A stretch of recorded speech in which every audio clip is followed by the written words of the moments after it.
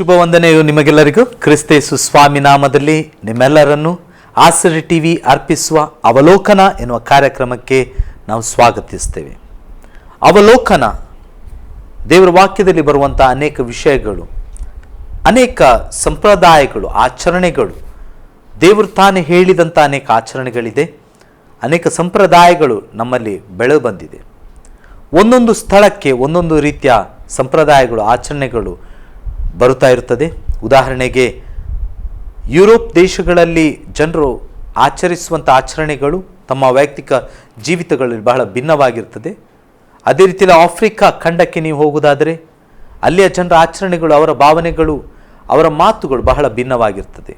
ಆದರೆ ದೇವರ ವಾಕ್ಯವು ಸಾರ್ವತ್ರಿಕವಾಗಿದೆ. ಲೋಕದಲ್ಲೆಲ್ಲೆಡೆ ಅದು ಒಂದೇ ವಾಕ್ಯವನ್ನು ಒಂದೇ ರೀತಿಯಾಗಿ ಬೋಧಿಸುವಂಥದ್ದಾಗಿರ್ತದೆ. ಭಾವನೆಗಳು ಸ್ಥಳದಿಂದ ಸ್ಥಳಕ್ಕೆ ಬದಲಾಗುತ್ತಾ ಹೋಗುತ್ತದೆ. ಮೌಲ್ಯಗಳು ಸ್ಥಳದಿಂದ ಸ್ಥಳಕ್ಕೆ ಅದರ ಮೌಲ್ಯವನ್ನು ಅದು ಕಳೆಯುತ್ತಾ ಅಥವಾ ಹೆಚ್ಚಿಸುತ್ತಾ ಹೋಗುತ್ತಿರ್ತದೆ. ಬದಲಾವಣೆಗಳು ಎರಡರಲ್ಲೂ ಇದೆ. ಆದರೆ ದೇವರ ವಾಕ್ಯವು ಎಲ್ಲ ಸ್ಥಳಗಳಲ್ಲಿ ಒಂದೇ ರೀತಿಯಾಗಿ ಸ್ಥಿರವಾಗಿ ನಮಗೆ ಬೋಧಿಸುವಂಥದ್ದಾಗಿರ್ತದೆ. ಆದರೆ ಆ ಕಾರಣದಿಂದಾಗಿ ಲೋಕದೆಲ್ಲೆಡೆ ದೇವರ ವಾಕ್ಯವು ಎಲ್ಲಿಯೂ ಬದಲಾವಣೆಯನ್ನು ಕಂಡುಬರುವುದಿಲ್ಲ. ಇಂದು ನಾವು ಬ್ರದರ್ ಜೋಸ್ ಮ್ಯಾಥ್ಯೂಸ್ರವರೊಂದಿಗಿದ್ದೇವೆ. ದೇವರ ಸೇವೆಯಲ್ಲಿಯೂ, ದೇವರ ಸುವಾರ್ತಿಕನಾಗಿಯೂ, ದೇವರ ಬೋಧಕನಾಗಿಯೂ ಅವರು ಅನೇಕ ವರ್ಷಗಳಿಂದ ದೇವರ ಸೇವೆಯನ್ನು ಮಾಡ್ತಿದ್ದ ಮಾತ್ರವಲ್ಲದೆ ದೇಶದ ಉದ್ದಗಲಕ್ಕೆ ಪ್ರಪಂಚದಲ್ಲಿಯೂ ಅನೇಕ ದೇಶಗಳನ್ನು ಸಂಚರಿಸಿ ಸುವಾರ್ತೆಯನ್ನು ಸಾರಿದವರು. ಇಂದಿನ ಅವಲೋಕನ ಕಾರ್ಯಕ್ರಮದಲ್ಲಿ ನಾವು ಸ್ತುತಿ ಹಾಗೂ ಆರಾಧನೆ ಎನ್ನುವುದರ ಬಗ್ಗೆ ಸ್ವಲ್ಪ ಹೊತ್ತು ನಾವು ಅವಲೋಕಿಸೋಣ. ಪ್ರಿಯರೇ, ಒಂದು ವೇಳೆ ನೀವು ಈಗ ಅಚಾನಕ್ಕಾಗಿ ಇಲ್ಲಿ ಬಂದಿರುವುದಾದರೆ ದಯಮಾಡಿ ವೇಗವಾಗಿ ನಿಮ್ಮ ಬೈಬಲ್ ಹಾಗೂ ನಿಮ್ಮ ನೋಟ್ಬುಕ್ ಹಾಗೂ ಪೆನ್ನನ್ನು ತಂದಿಟ್ಟುಕೊಳ್ಳಿ. ವೇಗವಾಗಿ ಹೋಗಿ ನಿಮ್ಮ ಬೈಬಲ್, ನೋಟ್ಬುಕ್ ಹಾಗೂ ಪೆನ್ನನ್ನು ನೀವು ಇದರ ಬಗ್ಗೆ ಈ ಸಮಯದಲ್ಲಿ ತಿಳ್ಕೊಳ್ಳುವಂಥ ಅವಲೋಕನ ಇರುವಂಥ ಸ್ತುತಿ ಹಾಗೂ ಆರಾಧನೆಯ ವಿಷಯದಲ್ಲಿ. ಈ ಕಾರ್ಯಕ್ರಮಕ್ಕೆ ಅಂಕಲ್ ನಿಮಗೆ ಸ್ವಾಗತ. ಅಂಕಲ್, ಸ್ತುತಿ ಹಾಗೂ ಆರಾಧನೆ ಕ್ರೈಸ್ತ ವಿಶ್ವಾಸಿಗಳ ಜೀವಿತದಲ್ಲಿ ಹಾಗೂ ಸೇವೆಯಲ್ಲಿ, ಕ್ರೈಸ್ತ ಸೇವೆಯಲ್ಲಿ ಸ್ತುತಿ ಹಾಗೂ ಆರಾಧನೆ ಒಂದು ಅವಿಭಾಜ್ಯ ಅಂಗ ಅಂತೇಳಿ ನಾವು ಹೇಳ್ತೇವೆ. ನಮ್ಮಲ್ಲಿ ವಿಭಿನ್ನವಾದ ವೈವಿಧ್ಯತೆಗಳಿದೆ. ಸ್ತುತಿ ಹಾಗೂ ಆರಾಧನೆಯನ್ನು ಒಬ್ಬೊಬ್ಬರು ಒಂದೊಂದು ರೀತಿಯಲ್ಲಿ ಅರ್ಥ ಮಾಡಿಕೊಂಡಿದ್ದಾರೆ. ಈಗ ನೀವು ಇಲ್ಲಿ ನಮ್ಮೊಂದಿಗಿದ್ದೀರಿ. ನೀವು ಇದನ್ನು ಹೇಗೆ ವಿಶ್ಲೇಷಿಸ್ತೀರಿ? ಯಾಕಂದರೆ ನಾವು ವಿಶ್ಲೇಷಿಸುವಂಥ ರೀತಿಗಳು ಮತ್ತು ನೀವು ಹೇಳುವಂಥ ರೀತಿಗಳಲ್ಲಿ ನೀವು ದೇವರ ವಾಕ್ಯದ ಆಳಕ್ಕೆ ಇಳಿದು ಸುವಾರ್ತೆಯನ್ನು, ಸಂದೇಶಗಳನ್ನು ಕೊಡುವವರು. ದಯಮಾಡಿ ನಮಗೆ ಒಂದು ಬ್ರೀಫಾಗಿ ಹೇಳ್ಬೋದಾ ಸ್ತುತಿ ಮತ್ತು ಆರಾಧನೆ ಇದರ ಬಗ್ಗೆ ಏನು ಹೇಳ್ತೀರಿ? ಸ್ತುತಿ ಮತ್ತು ಆರಾಧನೆ ಅಂದರೆ ಇತ್ತೀಚಿನ ದಿವಸಗಳಲ್ಲಿ ಬಹಳ ರೂಢಿಯಾಗಿರುವಂತಹ ಒಂದು ಪದ praise and worship. Praise and worship ಇದು ಬಹಳ ರೂಢಿಯಾಗಿರುವಂಥ ಒಂದು ಪದ. ಕ್ರೈಸ್ತ ಮಂಡಲದಲ್ಲಿ ಬಹಳ ಚಾಲಿತವಾಗಿರುವಂಥ ಒಂದು ಪದ ಎಂಬುದಾಗಿ ನಾವು ಹೇಳ್ಬೋದು. ಆದರೆ ಈ ಸ್ತುತಿ ಮತ್ತು ಆರಾಧನೆ ಅಥವಾ ಪ್ರೈಸ್ ಆ್ಯಂಡ್ ವರ್ಷಿಪ್ ಎಂಬುದಾಗಿ ಹೇಳಿದರೆ ಯಥಾರ್ಥವಾಗಿ ಇದರ ಅರ್ಥವನ್ನು ನಾವು ತಿಳ್ಕೊಳ್ಬೇಕಾದ್ರೆ ಸ್ತುತಿ ಮತ್ತು ಆರಾಧನೆ ಇದನ್ನು ಎರಡು ಬೇರೆ ಬೇರೆಯಾಗಿ ನಾವು ಕಲಿತುಕೊಳ್ಳಬೇಕು. ಸ್ತುತಿ ಎಂಬಂಥದ್ದು ಆರಾಧನೆ ಅಲ್ಲ. ಸ್ತುತಿ ಎಂಬಂಥದ್ದು ಆರಾಧನೆ ಅಲ್ಲ. ಸ್ತುತಿ ಅಂದರೆ ನಾವು ಒಬ್ಬ ವ್ಯಕ್ತಿಯನ್ನು ಸ್ತುತಿಸುವಂಥದ್ದು. ಆ ಸ್ತುತಿ ಮಾಡುವಂಥದ್ದು ಆರಾಧನಾ ಮನೋಭಾವದಿಂದ ನಾವು ಮಾಡಬಹುದು, ಅಥವಾ ಆ ಸ್ತುತಿ ನಮ್ಮನ್ನು ಆರಾಧನೆಗೆ ನಡೆಸಬಹುದು. ಓಕೆ, ಈಗ ಇನ್ನೊಂದು ಹೇಳ್ತೇನೆ. ನೀವು ಏನು ಹೇಳ್ತಿದ್ದೀರಂದರೆ ಸ್ತುತಿ ಮತ್ತು ಆರಾಧನೆ, ಸ್ತುತಿಯೂ ಬೇರೆ, ಆರಾಧನೆಯೂ ಬೇರೆ. ಆದರೆ ಸ್ತುತಿಯ ಮೂಲಕವಾಗಿ ಆರಾಧನೆ ನಡೆಸಬಹುದು, ಆರಾಧನೆಗೆ ಅದು ನಡೆಸಬಹುದು. ಹೌದು, ಖಂಡಿತವಾಗಿ ನಡೆಸಬಹುದು ಎಂಬುದಾಗಿ ಅಲ್ಲ, ನಡೆಸ್ತದೆ. ಸ್ತುತಿಯು ಆರಾಧನೆ ಕಡೆಗೆ ನಡೆಸ್ತದೆ. ಆದರೆ ಸ್ತುತಿಯು ಆರಾಧನೆ ಅಲ್ಲ. ಸ್ಪಷ್ಟವಾಗಿ ಕೇಳಿ ಪ್ರಿಯರೇ, ದಯಮಾಡಿ ಅರ್ಥ ಮಾಡಿಕೊಳ್ಳಿ. ಇಲ್ಲಿ ಬರುವಂಥ ಪ್ರತಿಯೊಂದು ಮಾತುಗಳನ್ನು ಸ್ಪಷ್ಟವಾಗಿ ಗ್ರಹಿಸಬೇಕಾಗಿ ನಾನು ಕೇಳಿಕೊಳ್ಳುತ್ತೇನೆ. ಸ್ತುತಿ ಮತ್ತು ಆರಾಧನೆ ಇದಕ್ಕೆ ಬಹಳ ವಿಭಿನ್ನವಿದೆ, ವ್ಯತ್ಯಾಸಗಳಿದೆ. ಅದರಲ್ಲಿ ಸ್ತುತಿಯು ನಿಮ್ಮನ್ನು ಆರಾಧನೆಗೆ ನಡೆಸಬಹುದು, ಆದರೆ ಸ್ತುತಿಯು ಆರಾಧನೆ ಅಲ್ಲ. ನಾನು ಒಂದು ಉದಾಹರಣೆಗೆ ಅದಕ್ಕೆ ಹೇಳುವುದಾದ್ರೆ, ಸ್ತುತಿ ಎಂಬಂಥದ್ದು ನಮ್ಮ ಬಾಯಿಂದ ಹೊರಡುವಂಥ ನುಡಿ, ಬಾಯಿಂದ ಬರುವಂಥ ಮಾತುಗಳು. ಅದನ್ನು ಯಾರು ಬೇಕಾದರೂ ಅದೇ ಮಾತುಗಳನ್ನು ಆಡ್ಬೋದು.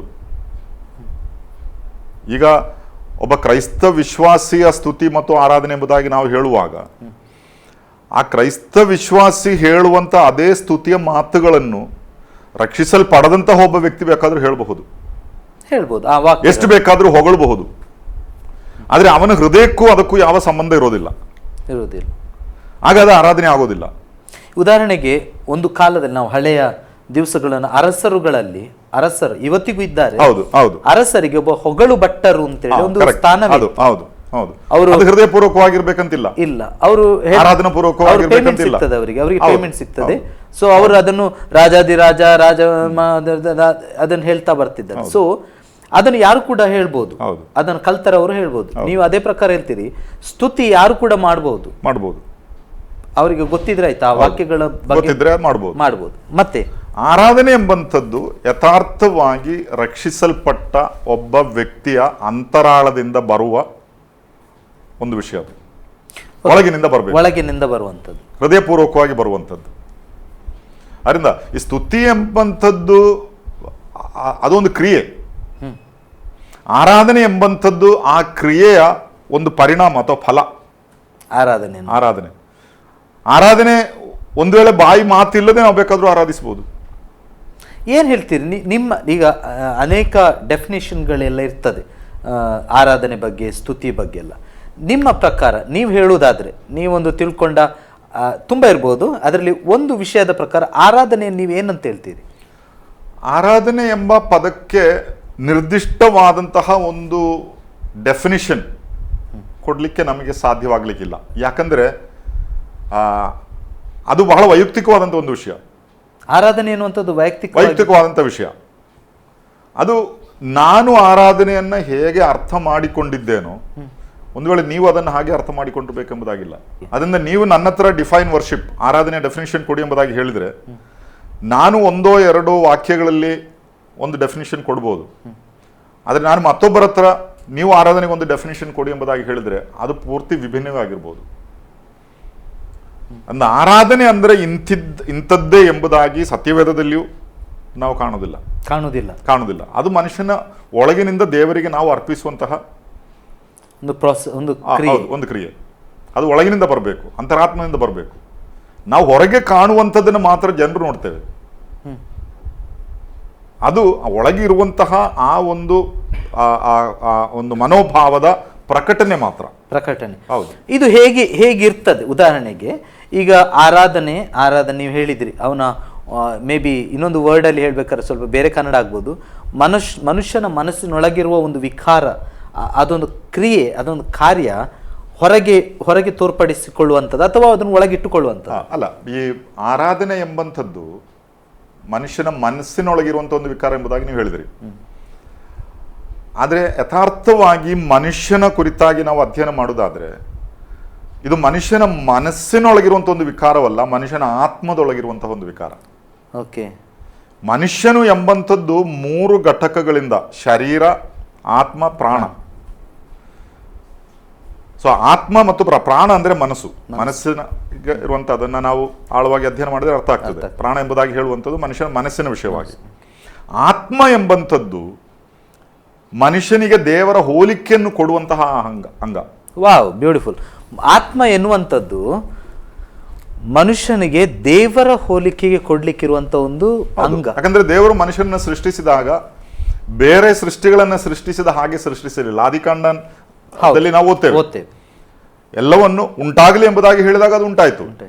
ಆದರೆ ಮನುಷ್ಯನ ವಿಷಯಕ್ಕೆ ಬಂದಾಗ ನಾವು ಅಲ್ಲಿ ವಾಕ್ಯದಲ್ಲಿ ಓದುವಂಥದ್ದು, ಈಗ ನಾವು ನಮ್ಮ ಹೋಲಿಕೆಗೆ ಸರಿಯಾಗಿ ನಮ್ಮ ಸಾರೂಪ್ಯದಲ್ಲಿ ಮನುಷ್ಯನನ್ನು ಉಂಟು ಮಾಡೋಣ.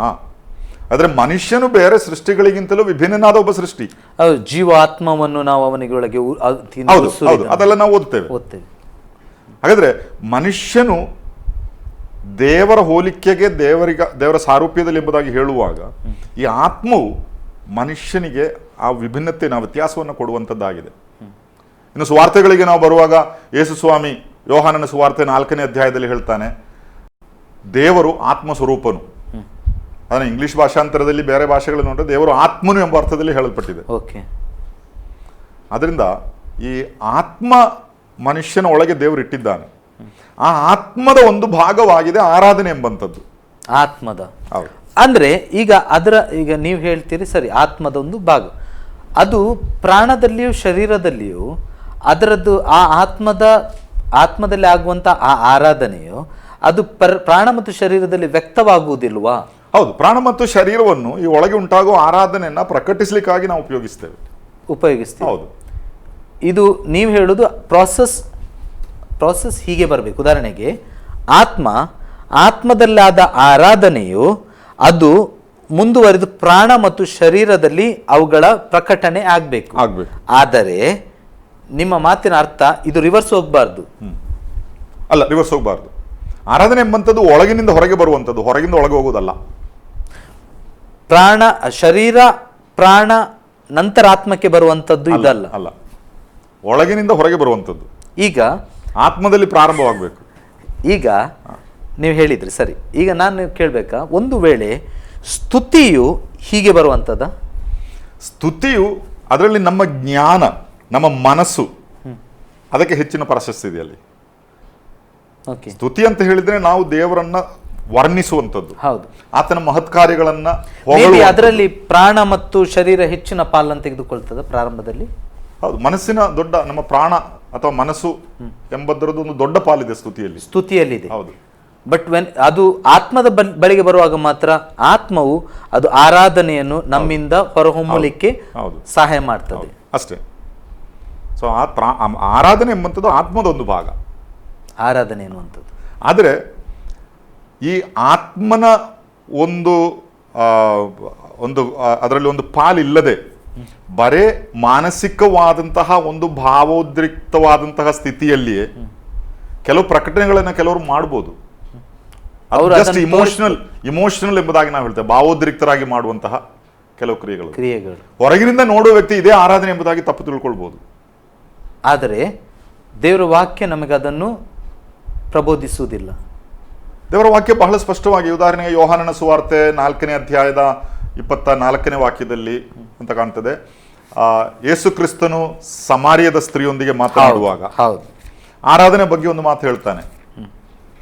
ಆರಾಧಿಸುವವರು ಸತ್ಯದಲ್ಲಿ, ಆತ್ಮದಲ್ಲಿಯೂ, 23ನೇ ವಚನ, ಆತ್ಮೀಯ ರೀತಿಯಲ್ಲಿ ಸತ್ಯಕ್ಕೆ ತಕ್ಕ ಹಾಗೆ ಎಂಬುದಾಗಿ ಕನ್ನಡ. ದಯಮಾಡಿ ಪ್ರಿಯರೇ, ದಯಮಾಡಿ ಯೋಹಾನನು ಬರೆದ ಸುವಾರ್ತೆ 4ನೇ ಅಧ್ಯಾಯ 23ನೇ ವಚನದಿಂದ ಈ ರೀತಿಯಾಗಿ ಹೇಳ್ತಾರೆ. ಸ್ವಲ್ಪ ನಾನು 22ನೇ ವಚನದಿಂದ ಓದಲಿಕ್ಕೆ ಇಷ್ಟಪಡ್ತೇನೆ. ಬರಬೇಕಾದ ರಕ್ಷಣೆಯು ಯಹೂದ್ಯರಿಂದ ಬರುತ್ತದಷ್ಟೇ. ಇನ್ನು ಕೇಳಿ, ಯೋಹಾನನು ಬರೆದ ಸುವಾರ್ತೆ 4ನೇ ಅಧ್ಯಾಯ 22 ಹಾಗೂ 24ನೇ ವಚನವನ್ನು ನಾನು ಓದಲಿಕ್ಕೆ ಇಷ್ಟಪಡ್ತೇನೆ. ಸ್ಪಷ್ಟವಾಗಿ ಕೇಳಿ. ಬರಬೇಕಾದ ರಕ್ಷಣೆಯು ಯಹೂದ್ಯರೊಳಗಿಂದ ಬರುತ್ತದಷ್ಟೇ.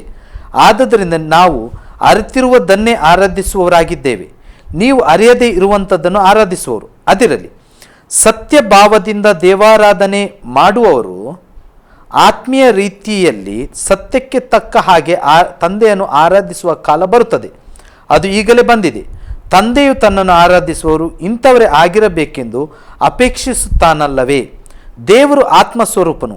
ಆತನನ್ನು ಆರಾಧಿಸುವವರು ಆತ್ಮೀಯ ರೀತಿಯಲ್ಲಿ ಸತ್ಯಕ್ಕೆ ತಕ್ಕ ಹಾಗೆ ಆರಾಧಿಸಬೇಕು ಅಂದನು. ಆತ್ಮೀಯ ರೀತಿಯಲ್ಲಿ ಸತ್ಯಕ್ಕೆ ತಕ್ಕ ಹಾಗೆ ಆರಾಧಿಸಬೇಕು, ಯೇಸು ಸ್ವಾಮಿ ಹೇಳಿದಂತ ಮಾತಿದು.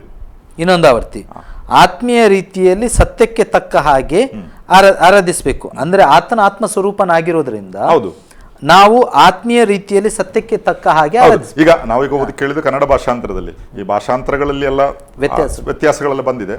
ಈಗ ಇಂಗ್ಲಿಷ್ ನಲ್ಲಿ ನಾವು ಅದನ್ನು ನೋಡೋದಾದ್ರೆ, in spirit and in truth, ಆತ್ಮದಲ್ಲಿಯೂ ಸತ್ಯದಲ್ಲಿಯೂ ಎಂಬುದಾಗಿ ನಾವು ಅದನ್ನು ಭಾಷಾಂತರಿಸಬಹುದು. ಅಂದ್ರೆ ಕನ್ನಡ ಭಾಷಾಂತರ ಮಾಡುವಾಗ ಆತ್ಮೀಯ ರೀತಿಯಲ್ಲಿ ಸತ್ಯಕ್ಕೆ ತಕ್ಕ ಹಾಗೆ, ಸೊ ಅದು ಆತ್ಮದಲ್ಲಿ ಮತ್ತು ಸತ್ಯದಲ್ಲಿ ಎಂಬ ಅರ್ಥದಲ್ಲಿ ಅದು ಹೇಳಲ್ಪಟ್ಟಿದೆ. ಅದರಲ್ಲಿ ಮೊದಲು ಆತ್ಮ ಮತ್ತೆ ಸತ್ಯ, ಇದೆರಡೂ ಒಂದುಗೂಡಿದಾಗಲೇ ಯಥಾರ್ಥವಾದ ಆರಾಧನೆ ಅಲ್ಲಿ ನಡೆಯುವಂಥದ್ದಾಗಿದೆ. ಹಾಗಾದರೆ ಜನರಲ್ಲಿ ಒಂದು ಪ್ರಶ್ನೆ ಇರ್ತದೆ, ಹಾಗಾದ್ರೆ ನಾವೆಲ್ಲ ಮಾಡ್ತಿರೋದು ಅದು ಆರಾಧನೆ ಹೌದಾ ಅಲ್ಲವಾ? ಅಲ್ಲ ಎಂಬುದಾಗಿ ನಾವು ಹೇಳೋದಿಲ್ಲ.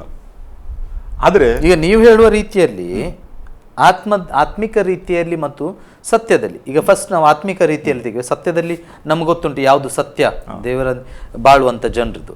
ಈಗ ಆತ್ಮೀಯ ರೀತಿಯಲ್ಲಿ ನಾವು ಆರಾಧಿಸುವುದು ಹೇಗೆ? ಆತ್ಮೀಯ ರೀತಿಯಲ್ಲಿ ಅಥವಾ ಆತ್ಮದಲ್ಲಿ ಎಂಬುದಾಗಿ ಹೇಳ್ಬೋದು. ಹೌದಾ, ನಾವು ಹಾಗೆ ಹಾ, ತೆಗೆಯುವ, ಹಾ. ಆತ್ಮದಲ್ಲಿ ಅಂತ ತೆಗೆಯುವ. ಆತ್ಮದಲ್ಲಿ ದೇವರನ್ನು ಆರಾಧಿಸಬೇಕಾದ್ರೆ ಆತ್ಮಿಕವಾದ ಪರಿವರ್ತನೆ ಹೊಂದಿದಂತ ಒಬ್ಬ ವ್ಯಕ್ತಿಗೆ ಮಾತ್ರ ಅದು ಸಾಧ್ಯ. ಆತ್ಮಿಕವಾದ ಪರಿವರ್ತನೆ ಹೊಂದುವುದಂದ್ರೆ ರಕ್ಷಿಸಲ್ಪಟ್ಟವನು ಎಂಬುದಾಗಿ ಒಬ್ಬ ನಾವು ವ್ಯಕ್ತಿ ಹೇಳ್ಬೋದು. ರಕ್ಷಿಸಲ್ಪಟ್ಟವನು ಮಾತ್ರವೇ ಆತ್ಮಿಕ ರೀತಿಯಲ್ಲಿ ಆರಾಧಿಸಬಹುದು. ಈಗ ಕೆಲವು ಈ ಸ್ತುತಿ ಮತ್ತು ಆರಾಧನೆ ಅಥವಾ ಈ ಹಾಡುಗಳ ಮುಖಾಂತರ ಆರಾಧನಾ ನಡೆಸುವಂಥದ್ದು, ಕೆಲವು ಕಡೆಗಳಲ್ಲಿ ಚೆನ್ನಾಗಿ ಹಾಡಲಿಕ್ಕೆ ವರ ಇರುವಂಥ ಕೆಲವು ವ್ಯಕ್ತಿಗಳು ಇರ್ತಾರೆ, ಆದರೆ ಅವರು ರಕ್ಷಿಸಲ್ಪಟ್ಟವರು ಆಗಲಿಕ್ಕಿಲ್ಲ, ಆಗಿರ್ಬೇಕಂತ ಹೇಳಿಲ್ಲ. ಇಲ್ಲ. ಸೊ ಅವರು ಬಂದು ಈ ಹಾಡುಗಳನ್ನು ಹಾಡ್ತಾರೆ. ಯಥಾರ್ಥವಾಗಿ ಅವನಿಗೆ ದೇವರು ಯಾರು ಎಂಬುದಾಗಿಯೇ ಗೊತ್ತಿಲ್ಲ, ಅಥವಾ ಯೇಸು ಕ್ರಿಸ್ತನನ್ನು ತನ್ನ ಹೃದಯಕ್ಕೆ ಸ್ವೀಕರಿಸಲಿಲ್ಲ. ಅವನು ಯೇಸು ಕ್ರಿಸ್ತನ ಬಗ್ಗೆ ಕೆಲವು ಹಾಡುಗಳನ್ನು ಹಾಡ್ತಾನೆ. ಅದನ್ನು ಆರಾಧನೆ ಎಂಬುದಾಗಿ ನಮಗೆ ಹೇಳಲಿಕ್ಕೆ ಆಗೋದಿಲ್ಲ. ಆದರೆ ಹೊರಗಿನಿಂದ ನೋಡುವಂತೆ ನಮ್ಗೆ ಅದು ಅರ್ಥ ಆಗೋದಿಲ್ಲ.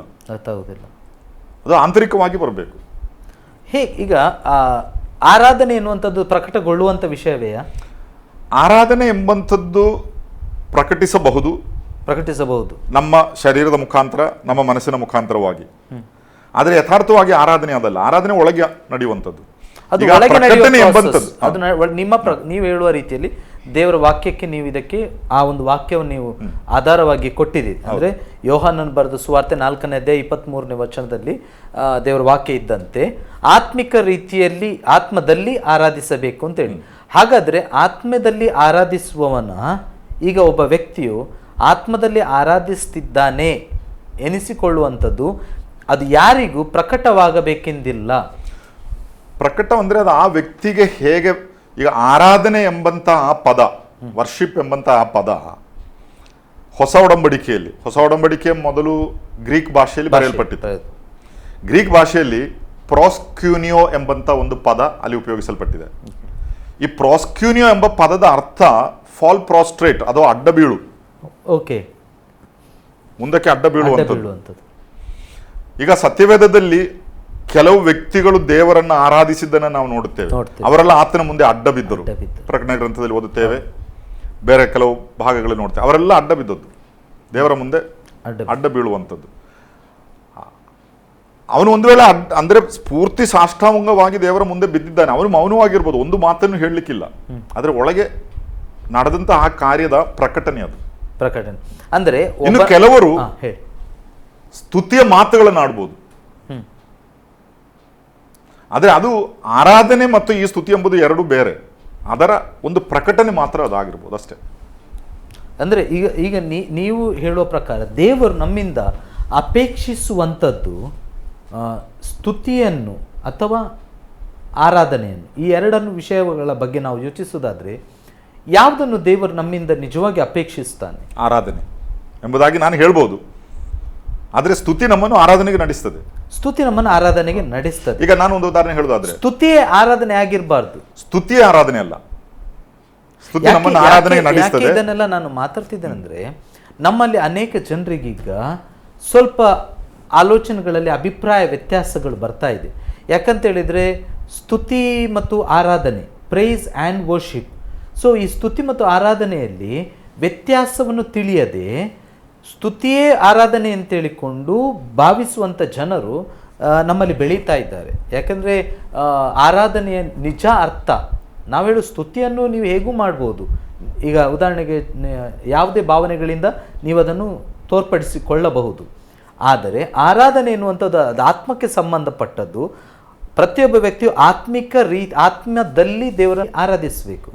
ಇದು ಎಷ್ಟು ಅವಶ್ಯಕತೆ ದೇವರ ಸೇವೆಯಲ್ಲಿ. ಯಾಕೆ ಇದನ್ನು ಕೇಳ್ತೀನಿ ಅಂದರೆ ಇದರ ಪ್ರಾಮುಖ್ಯತೆಯನ್ನು ಅರಿಯದಿದ್ದರೆ ನಾವು ಅದನ್ನು ಎಷ್ಟು ಉಲ್ಲಾಸಪೂರ್ವಕವಾಗಿ ಅದನ್ನು ಮಾಡಲಿಕ್ಕೆ ಅಪೇಕ್ಷಿಸ್ತೇವೆ ಅಂತೇಳಿ. ದೇವರು ನಮ್ಮಿಂದ ಆರಾಧನೆಯನ್ನು ಅಪೇಕ್ಷಿಸ್ತಾನೆ, ಅದರಲ್ಲಿ ಯಾವ ಸಂಶಯವಿಲ್ಲ. ದೇವರು ಅದರಲ್ಲಿ ಸಂತೋಷಗೊಳ್ಳುತ್ತಾನೆ. ಆದರೆ ನಾವು ತಿಳ್ಕೊಳ್ಬೇಕಾದದ್ದು ಈ ಆರಾಧನೆ ಅಂತ ಹೇಳಿದರೆ ಬರೀ ಬಾಹ್ಯ ಪ್ರಕಟಣೆ ಮಾತ್ರವಲ್ಲ. ಈಗ ಉದಾಹರಣೆಗೆ ಈ ಪ್ರೈಸ್ ಅಂಡ್ ವರ್ಷಿಪ್ ಅಥವಾ ಸ್ತುತಿ ಮತ್ತು ಆರಾಧನೆ ಎಂಬಂತ ಈ ಪದ, ಈಗ ಟಿವಿಯಲ್ಲೆಲ್ಲ ಕೆಲವು ದೊಡ್ಡ ದೊಡ್ಡ ಪ್ರೋಗ್ರಾಮ್ಸ್ ಬರ್ತದೆ. ಕೆಲವು ಚಾನೆಲ್ಗಳಲ್ಲೆಲ್ಲ ಸಾವಿರಾರು ಜನರು ಕೂಡಿ ಪ್ರೈಸ್ ಅಂಡ್ ವರ್ಷಿಪ್ ನಡೆಸಿ, ನಮ್ಮ ಚಾನಲ್ ಅಲ್ಲೂ ಬರ್ತಾ ಇರ್ತದೆ. ಸೊ ಅದರಲ್ಲಿ ಒಂದು ವೇಳೆ ಸ್ಟೇಜ್ನಲ್ಲಿ ಕೆಲವರು ಅದಕ್ಕೆ ನಾಯಕತ್ವ ಕೊಟ್ಟು ಅದನ್ನು ನಡೆಸ್ತಾ ಇರ್ತಾರೆ. ತುಂಬ ಸೌಂಡ್ ಸಿಸ್ಟಮ್ ಎಲ್ಲ ಇರ್ತದೆ, ತುಂಬ ವಾದ್ಯಗಳನ್ನೆಲ್ಲ ಉಪಯೋಗಿಸ್ತಾರೆ, ಎಲ್ಲರೂ ಒಟ್ಟಿಗೆ. ಇದನ್ನು ನಾವು ಸಾಧಾರಣ ನೋಡುವಂಥ ವಿಷಯ, ಭಾವೋದ್ವೇಗಕ್ಕೆ ಒಳಗಾಗ್ತಾರೆ. ಹೌದು. ಸೊ ಅದನ್ನು ನೋಡಿದ ಕೂಡಲೇ ಕಾಣುವವರಿಗೆ ಒಂದು ವೇಳೆ ನಿಜವಾದ ಆರಾಧನೆ ಎಂಬುದಾಗಿ ನೆನೆಸಬಹುದು ಅವರಿಗೆ. ಅದೇ ಸಂದರ್ಭದಲ್ಲಿ ನಮ್ಮ ದೃಷ್ಟಿಯಲ್ಲಿ ಅದು ನಿಜವಾದ ಆರಾಧನೆ ಎಂಬುದಾಗಿ ನಮಗೆ ನೆನೆಸಿದ್ರು. ಇಷ್ಟು ಜನಸಂಖ್ಯೆ ಇಲ್ಲದ ಒಂದು ಸ್ಥಳ, ಹೆಚ್ಚು ವಿದ್ಯಾಭ್ಯಾಸ ಇಲ್ಲದಂತಹ 4-5 ಬಡವರು ಮಾತ್ರ, ಇವರಿಗೆ ವಾದ್ಯಗಳಿಲ್ಲ, ಇವರಿಗೆ ಹೆಚ್ಚು ತಲಾಂತಗಳು ಬೇರೆ ಏನೂ ಇಲ್ಲ, ಚೆನ್ನಾಗಿ ಹಾಡಲಿಕ್ಕೆ ಬರುವುದಿಲ್ಲ. ಅವರು ಯಾವುದಾದ್ರೂ ಒಂದು ಮರದಡಿಯಲ್ಲಿಯೋ ಯಾವುದಾದ್ರೂ ಒಂದು ಕೋಣೆಯಲ್ಲೋ ಕೂತ್ಕೊಂಡು ದೇವರನ್ನು ಆರಾಧಿಸ್ತಾರೆ. ಇದರಲ್ಲಿ ಈ ದೊಡ್ಡದನ್ನು ಮಾತ್ರ ದೇವರು ಮೆಚ್ಚುತ್ತಾನೆ, ಇವರನ್ನು ದೇವರು ಮೆಚ್ಚೋದಿಲ್ಲ ಎಂಬುದಾಗಿ ನಮಗೆ ಹೇಳಲಿಕ್ಕೆ ಆಗೋದೇ ಇಲ್ಲ. ಯಾಕಂದ್ರೆ ದೇವರು ಹೃದಯವನ್ನು ನೋಡುವಂಥದ್ದು. ಮತ್ತೆ ನೀವು ಹೇಳಿದ ವಿಷಯದಲ್ಲಿ ಈಗ ನಾವು ತಪ್ಪಿ ಹೋಗಿದ್ದೇವೆ. ನೀವು ಹೇಳುವ ರೀತಿಯಲ್ಲಿ ಅದು ಆತ್ಮದಿಂದ ವ್ಯಕ್ತವಾಗಬೇಕಾದ ವಿಷಯಗಳು. ಹೌದು. ಪರ್ಫಾರ್ಮೆನ್ಸ್ ಅಥವಾ ಪ್ರದರ್ಶನದಿಂದ ವ್ಯಕ್ತವಾಗುವಂತ ಪ್ರದರ್ಶನ ಅದರದ್ದು ಒಂದು ಭಾಗ. ಈಗ ಒಂದು ವೇಳೆ ಅಂತ ಈಗ ಉದಾಹರಣೆಗೆ ಲೈಟ್ಸ್, ಸೌಂಡ್ಸ್, ಮ್ಯೂಸಿಕ್ ಇಂಥವುಗಳಿಂದ ಜನರು ಉದ್ವೇಗಕ್ಕೆ ಒಳಗಾಗುವಂಥ ಸಮಯದಲ್ಲಿ ಅವರಲ್ಲಿ ಒಂದು ವೇಳೆ ಅದು ದೇವರಿಂದ ಮುಟ್ಟಲ್ಪಟ್ಟಂಥ ಭಾವನೆಗಳು ಅದು ನಿಜವಾಗಿ ಇಮೋಷನಲ್ ಆಗಿರ್ಬೋದಾ ಅಥವಾ ನಿಜವಾಗಿಯೂ ದೇವರಿಂದ ಅವರು ಸ್ಪರ್ಶಿಸಲ್ಪಟ್ಟಿರಬಹುದಾ? ಅದು ಆ ವ್ಯಕ್ತಿಯ ಮೇಲೆ ಹೊಂದಿಕೊಂಡಿರ್ತದೆ, ಆ ವ್ಯಕ್ತಿಗೆ. ಯಾಕಂದ್ರೆ ಈ ರೀತಿಯಾಗಿ ಒಂದು ಬಹಳ ದೊಡ್ಡ ಸೆಟಪ್ನಲ್ಲಿ ಒಂದು 5,000 ಜನರು 10,000 ಜನರು ಸೇರಿ ಒಂದು ದೊಡ್ಡ ಕೂಟ ನಡೀತಾ ಇದೆ, ತುಂಬ ಮ್ಯೂಸಿಕ್ ಎಲ್ಲ ಹಾಕಿದ್ದಾರೆ. ಅನೇಕ ಕಡೆಗಳಲ್ಲಿ ನಾವು ನೋಡುವಾಗ ಈ ಹಾಡುಗಳ ಲಿರಿಕ್ಸ್ ಇದೆಯಲ್ಲ, ಅದಕ್ಕಿಂತಲೂ ಜೋರು ಈ ಮ್ಯೂಸಿಕ್ನ ವಾದ್ಯಗಳ ಶಬ್ದ. ನಿಜವಾಗಿ ಅದರ ಜೊತೆ ಜನರು ಬಹಳ ಭಾವೋದ್ರಿಕ್ತರಾಗಿ ಅದರಲ್ಲಿ ಒಳಗೊಂಡಿರ್ತಾರೆ. ಬಿಕಾಸ್ ಫಾಸ್ಟ್ ಸಾಂಗ್ ಆಗುವಾಗ ಇನ್ನು ಆ ಲಿರಿಕ್ಸ್ ಅನ್ನ ನೀವು ಬದಲಿಸಿದರು, ಕ್ರಿಸ್ತನಿಗೂ ಅಥವಾ ದೇವರಿಗೂ ಯಾವ ಸಂಬಂಧವಿಲ್ಲದ ಕೆಲವು ಪದಗಳನ್ನು ಹಾಕಿದ್ರು, ಈ ವಾದ್ಯದ ಸಂಗೀತಕ್ಕೆ ಇವರು ಸ್ಪಂದಿಸ್ತಾ ಇರ್ತಾರೆ. ಸೊ ಅದು ಯಥಾರ್ಥವಾದ ಆರಾಧನೆ ಎಂಬುದಾಗಿ ಹೇಳಲಿಕ್ಕೆ ನನಗೆ ಕಷ್ಟವಿದೆ. ಯಾಕಂದ್ರೆ ಅದು ಬರೇ ಇಮೋಷನಲ್. ಈಗ ನೀವು ಆ ಹಾಡನ್ನು ನಿಲ್ಲಿಸಿ ಯಾವ ಲಿರಿಕ್ಸ್ ಅನ್ನು ಹೇಳಬೇಡಿ, ಬರೀ ವಾದ್ಯದಲ್ಲಿ ಮಾತ್ರ ಒಂದು ಅರ್ಧ ಗಂಟೆ ಹೊಡೆದಾರೆ, ಅದೇ ರೀತಿ ಜನರು ಕುಣಿದಾಡ್ತಾ ಇರ್ತಾರೆ. ಸೊ ಅಲ್ಲಿ ಆತ್ಮನ ಕ್ರಿಯೆ ಏನಿದೆ? ನಾನೀಗ ಇನ್ನೊಂದು ಪ್ರಶ್ನೆ ಕೇಳ್ತೇನೆ. ಹಾಗಾದ್ರೆ ವರ್ಷಿಪ್ ಲೀಡರ್ಸ್, ಆರಾಧನಾ ನಾಯಕರುಗಳು ಎನಿಸಿಕೊಳ್ಳುವವರು ಹಾಗೆ ಮಾಡುವುದನ್ನು ಬದಲಾಯಿಸಬೇಕು ಅಂತ ನೀವು ಅಪೇಕ್ಷಿಸ್ತೀರಾ? ಅಲ್ಲ, ಆರಾಧನಾ ನಾಯಕರು ಎಂಬಂತಹ ಒಂದು ಕಾನ್ಸೆಪ್ಟ್ ದೇವರ ವಾಕ್ಯಕ್ಕೆ ಅನುಗುಣವಾದದ್ದಲ್ಲ. ಆರಾಧನೆಯನ್ನು ಆ ನಾಯಕನು ಪವಿತ್ರಾತ್ಮನು, ನಮ್ಮನ್ನು ಆರಾಧನೆ ನಡೆಸಬೇಕು. ಈಗ ಜೋಸ್ ಅಂಕಲ್, ನೀವು ಮಾತಾಡಿ ಆರಾಧನಾ ನಾಯಕರು ಇಲ್ಲ ಅಂತ ಹೇಳ್ತೀರಾ? ಇಲ್ಲ, ಆರಾಧನೆಯಲ್ಲಿ ನಾಯಕರಿಲ್ಲ. ಮತ್ತೆ ನಾವು 20 ವರ್ಷದಿಂದ ಇದ್ದೇವೆ ಅಂಕಲ್. ಅದೇ ಒಂದು ವೇಳೆ ನಿಮಗೆ ಈಗಾದ್ರೂ ನೀವು ಅದನ್ನು ತಿಳ್ಕೊಳ್ಬೇಕಾದ್ರೆ ಸತ್ಯಾಂಶವನ್ನು.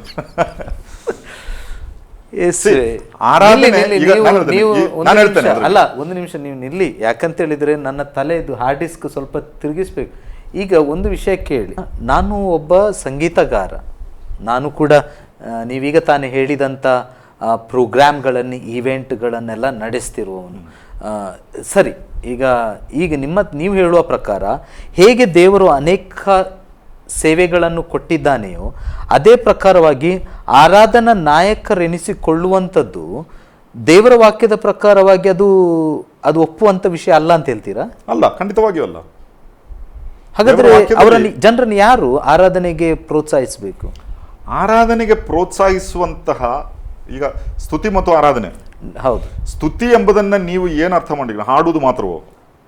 ಅಲ್ಲ, ಸ್ತುತಿ ಎಂಬಂಥದ್ದು ಬಾಯಿಂದ ನಾವು ದೇವರನ್ನು ಹೊಗಳುವಂಥದ್ದು ಆಗಿರಬಹುದು, ಹಾಡುಗಳನ್ನು ಹಾಡುವ ಮುಖಾಂತರವಾಗಿರಬಹುದು. ಈ ಆರಾಧನೆಗೆ ನಮ್ಮನ್ನ ನಡೆಸುವಂತಹ ಕೆಲವು ಘಟಕಗಳಿದೆ ಜೀವಿತದಲ್ಲಿ. ಒಂದು, ದೇವರನ್ನು ನಾವು ಸ್ತುತಿಸುವಾಗ ಆ ಸ್ತುತಿಯನ್ನ ಮತ್ತೊಬ್ಬನು ಕೇಳಿ ದೇವರ ಬಗ್ಗೆ, ದೇವರ ಮಹತ್ ಕಾರ್ಯಗಳ ಬಗ್ಗೆ ಇರುವಂಥ ವರ್ಣನೆಯನ್ನು ಕೇಳಿದಾಗ ಆ ಕೇಳುವಂಥ ವಿಷಯಗಳು ಅವನನ್ನು ಆರಾಧನೆಗೆ ನಡೆಸಬಹುದು. ಒಳ್ಳೆ ಹಾಡುಗಳನ್ನು ಒಬ್ಬ ವ್ಯಕ್ತಿ ಕೇಳುವಾಗ, ದೇವರ ಮಹಿಮೆಯನ್ನು ವರ್ಣಿಸುವಂಥ ಹಾಡುಗಳನ್ನು ಕೇಳಿದಾಗ ಆ ಹಾಡಿನ ಅರ್ಥಗಳನ್ನು ಅರ್ಥ ಮಾಡಿಕೊಂಡಾಗ ಅದು ಅವನನ್ನು ಆರಾಧನೆಗೆ ನಡೆಸಬಹುದು. ಏನು ದೇವರ ಸೃಷ್ಟಿ ಸೌಂದರ್ಯಗಳು ಅದನ್ನು ನಾವು ನೋಡಿದಾಗ, ಪ್ರಕೃತಿ ಸೌಂದರ್ಯ ಇದೆಲ್ಲ ದೇವರು ಸೃಷ್ಟಿಸಿದ್ದು, ಇದನ್ನು ನೋಡಿ ಆನಂದಿಸುವಾಗ, ಆ ದೇವರ ಆ ಕ್ರಿಯೆ, ಆ ಸೃಷ್ಟಿಯ ಮಹತ್ಕಾರ್ಯಗಳನ್ನು ನೋಡುವಾಗ ಅದು ನಮ್ಮನ್ನು ಆರಾಧನೆಗೆ ನಡೆಸಬಹುದು.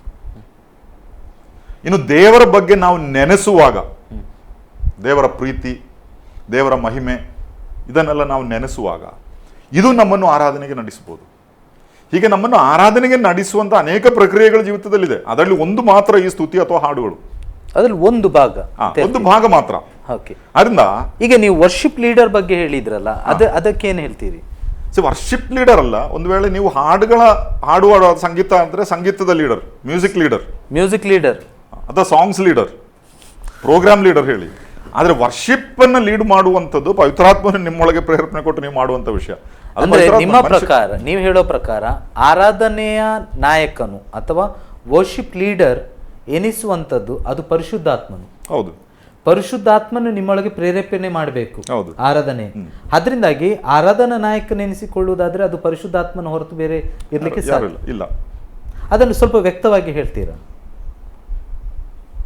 ಪವಿತ್ರಾತ್ಮನು ಒಬ್ಬ ವ್ಯಕ್ತಿಯನ್ನು ಆರಾಧನೆಗೆ ನಡೆಸ್ತಾನೆ. ಪವಿತ್ರಾತ್ಮನ ಪ್ರೇರಣೆಯಿಂದ ನಮ್ಮ ಒಳಗೆ ಉಂಟಾಗುವಂತ ಒಂದು ವಿಷಯ ಈ ಪ್ರಾಸೆಸ್. ಅಂದ್ರೆ ಪರಿಶುದ್ಧಾತ್ಮನು ಒಬ್ಬ ವ್ಯಕ್ತಿಯ ಆತ್ಮದೊಂದಿಗೆ ಆತನನ್ನು ಆರಾಧಿಸುವುದಕ್ಕೋಸ್ಕರ ಪ್ರೇರೇಪಿಸುವಂತ ಕ್ರಿಯೆ. ಅದರಿಂದಾಗಿ ಪರಿಶುದ್ಧಾತ್ಮನು ಆರಾಧನೆಗೆ ನಾಯಕನಾಗಿರ್ತಾನೆ, ಆತನೇ ನಡೆಸುವವನಾಗಿರ್ತಾನೆ. ಅದರಿಂದಾಗಿ ನಾವು ಮನುಷ್ಯರು ಯಾವ ಕಾರಣಕ್ಕೆ ಮನುಷ್ಯನ ಕ್ರಿಯೆಗಳು ಅವನನ್ನು ಪರಿಶುದ್ಧಾತ್ಮನಿಗೆ ನಡೆಸ್ಬೋದು. ಉದಾಹರಣೆಗೆ ನೀವು ಹೇಳಿದಾಗೆ ಸ್ತುತಿ, ಈಗ ನಾನು ಹಾಡುವಂಥ ಹಾಡುಗಳು ಒಬ್ಬನನ್ನು ಆರಾಧನೆಗೆ ಪ್ರೇರೇಪಿಸಬಹುದೇ ಹೊರತು, ಆದರೆ ಆರಾಧನಾ ನಾಯಕನು ಮತ್ತು ಪರಿಶುದ್ಧಾತ್ಮನೇ ಆಗ್ತಾನೆ. ಖಂಡಿತವಾಗಿ. ಅದರಿಂದ ಈ ವರ್ಷಿಪ್ ಲೀಡರ್ ಎಂಬಂಥ ಟರ್ಮಿನಾಲಜಿ ಅದು ಈಗ ಬಹಳ ಪ್ರಬಲವಾಗಿ ಉಪಯೋಗಿಸಲ್ಪಡುತ್ತಿರುವಂಥ ಒಂದು ಪದವಾಗಿದ್ದರೂ ದೇವರ ವಾಕ್ಯದ ಉಪದೇಶಕ್ಕೆ ಅನುಗುಣವಾಗಿ ನಮಗೆ ನ್ಯಾಯೀಕರಿಸಲಿಕ್ಕೆ ಆಗುವಂಥ ಒಂದು ಪದಪ್ರಯೋಗವಲ್ಲ. ಅದು ಪದಪ್ರಯೋಗವೇ ಅಲ್ಲ, ಖಂಡಿತವಾಗಿ ಅಲ್ಲ. ಮ್ಯೂಸಿಕ್ ಲೀಡರ್ ಆಗ್ಬೋದು. ಮ್ಯೂಸಿಕ್ ಗೊತ್ತಿದ್ದೊಬ್ಬನೇ ಅದನ್ನು ಲೀಡ್ ಮಾಡಬೇಕು, ಬೇರೆ ಯಾರಿಗೂ ಹೌದು ಇಲ್ಲರೇ ಹೌದು ಕಷ್ಟ ಆಗ್ತದೆ. ಮ್ಯೂಸಿಕ್ ಗೊತ್ತಿದ್ದವನು ಲೀಡ್ ಮಾಡಬೇಕು, ಮ್ಯೂಸಿಕ್ ಲೀಡರ್ ಅಂತ ಹೇಳ್ಬೋದು. ಆದ್ರೆ ನಿಜವಾದ ಅರ್ಥದ ಪ್ರಕಾರವಾಗಿ ನಾವು ಆರಾಧನೆಯ ಬಗ್ಗೆ ಮಾತಾಡ್ಲಿಕ್ಕೆ ಹೋದ್ರೆ ಖಂಡಿತ. ಯಾಕಂದ್ರೆ ಈಗ ವರ್ಷಿಪ್ ಲೀಡರ್ ಅಂತ ಹೇಳಿಕೊಳ್ಳಿ, ಅದು ಮ್ಯೂಸಿಕ್ ಲೀಡರ್, ನೀವೊಂದು ವರ್ಷಿಪ್ ಲೀಡರ್ ಬೇಕಾದ್ರೆ ಕರೀರಿ. ನೀವೊಂದು 100 ಜನರನ್ನು ಈ ರೀತಿ ಲೀಡ್ ಮಾಡ್ತಾ ಇದ್ದಾರೆ. ಆ 100 ಜನರು ನೀವು ಮಾಡಿದ್ದನ್ನು ಅದೇ ರೀತಿ ಅವರು ಅನುಕರಿಸ್ತಾ ಇದ್ದಾರೆ. ಆದ್ರೆ ಆ 100 ಜನರ ಹೃದಯದಲ್ಲಿಯೂ ಆರಾಧನಾ ಮನೋಭಾವ ಇರಬೇಕೆಂಬುದಾಗಿಲ್ಲ. ಕೆಲವರು ಆರಾಧಿಸಬಹುದು, ಕೆಲವರು ಇದನ್ನ ನೀವು ಮಾಡಿದ್ದನ್ನು ಅದೇ ರೀತಿ ಮಾಡ್ತಿರ್ಬೋದು, ಅವರು ಅದನ್ನು ಅನುಕರಿಸ್ತಾ ಇದ್ದಾರೆ ಅಷ್ಟೇ. ಇನ್ನು ಕೆಲವರು ರಕ್ಷಿಸಲ್ಪಡದವರು ಅಲ್ಲಿರಬಹುದು. ನಿಮ್ಮ ಮ್ಯೂಸಿಕ್ನ ತಾಳಕ್ಕೆ ಅನುಗುಣವಾಗಿ ಅವರು ಹೆಜ್ಜೆ ಹಾಕ್ತಾರೆ ಅಷ್ಟೇ. ಅದರಿಂದ ದೇವರಿಗೆ ಎಷ್ಟು ಮಹಿಮೆ ಅನ್ನುವಂಥದ್ದನ್ನು ಸ್ವಲ್ಪ ಆಲೋಚಿಸಬೇಕು ಅಂತ ಹೇಳಿ. ನೀವು ದೇವರ ಬಗ್ಗೆ ಹೇಳಿ, ದೇವರ ವಿಷಯಗಳ ಕುರಿತಾಗಿ ನೀವು ವರ್ಣಿಸಿರಿ, ಅದನ್ನ ಕೇಳಿದಾಗ ಸ್ವಾಭಾವಿಕವಾಗಿ ಅವನಲ್ಲಿ ಆರಾಧನೆ ಉಂಟಾಗ್ತದೆ, ಅವನ ಆರಾಧಿಸ್ತಾನೆ. ಅದು ಐಕ್ಯವಾದ ವಿಷಯ. ಎಷ್ಟು ಮುಖ್ಯ ಆರಾಧನೆಯಲ್ಲಿ ಭಾವನೆಗಳು, ಇಮೋಷನ್ಸ್ ಇದೆ ಅಲ್ಲ. ಇಮೋಷನ್ಸ್ ಅಫ್ಕೋರ್ಸ್ ಕೆಲವರಿಗೆ ಇಮೋಷನ್ಸ್ಗಳು ವ್ಯತಿರಿಕ್ತವಾಗಿರ್ತವೆ. ಉದಾಹರಣೆಗೆ ನಾನು ಅಳುವ ಹಾಗೆ ನೀವು ಅಳ್ಬೇಕಂತೇಳಿ, ನೀವು ನೆಗಡುವ ಹಾಗೆ ನಾನು ನೆಗಡ್ಬೇಕಂತೇಳು ಇಲ್ಲ. ಹೇಗಿರುವಾಗ ಆರಾಧನೆಯಲ್ಲಿ ಭಾವನೆಗಳು ಎಷ್ಟು ಅಗತ್ಯ, ಅಥವಾ ಭಾವನೆಗಳು ಯಾವ ರೀತಿಯ ಸ್ಥಾನವನ್ನು ಹೊಂದಿಕೊಳ್ತದೆ, ಅಥವಾ ಭಾವನೆಗಳು ಬೇಕಾ? ಭಾವನೆಗಳು ಬೇಕು. ಯಾಕಂದ್ರೆ ಈ ಮನಸ್ಸಿಗೆ ಭಾವನೆ ಎಂಬುದು ಮನಸ್ಸಿನ ಒಂದು, ಹೌದು ನಿಜವಾಗಿ emotions is the part of the mind, ಅದು ಮನಸ್ಸಿನ ಒಂದು ಭಾಗ. ಆರಾಧನೆ ಆತ್ಮದ ಭಾಗ. Oh right, okay. ಮನುಷ್ಯನ ಜೀವಿತವನ್ನ ನಿಯಂತ್ರಿಸುವುದರಲ್ಲಿ ಅವನ ಮನಸ್ಸಿಗೆ ಒಂದು ದೊಡ್ಡ ಪಾಲಿದೆ. You are what you believe. ನಾನು ಏನಾಗಿದ್ದೇನೆ ಎಂಬುದಾಗಿ ನಾನು ಏನು ನಂಬುತ್ತೇನೋ ನಾನು ಅದೇ ಆಗಿದ್ದೇನೆ. ನೀವು ಹೇಳುವುದಲ್ಲ, ನಾನು ಏನು ನಂಬ್ತೇನೋ ಅದೇ ನಾನು ಆಗಿದ್ದೇನೆ. ಅದರಿಂದ ನನ್ನ ಮನಸ್ಸು ಅದರಲ್ಲಿ ಒಳಗೊಂಡಿರುವಾಗ ನನ್ನ ಮೇಲೆ ತುಂಬಾ ನಿಯಂತ್ರಣ ಅದು ಹೊಂದುತ್ತದೆ. ರೈಟ್. ಸೊ ಆ ಭಾವನೆ ಎಂಬಂಥದ್ದು ಖಂಡಿತವಾಗಿ ಬೇಕು. ದಟ್ ಕೀಪ್ಸ್ ಮೀ, ಅದು ನನ್ನನ್ನ ಈ ಮುಂದುವರಿಲಿಕ್ಕೆ ಸಹಾಯ ಮಾಡ್ತದೆ. ಅದು ಬಹಳ ಅಗತ್ಯವಾದಂಥ ವಿಷಯ. ಆದ್ರೆ ಆ ಭಾವನೆ ಅಲ್ಲ ಆರಾಧನೆ.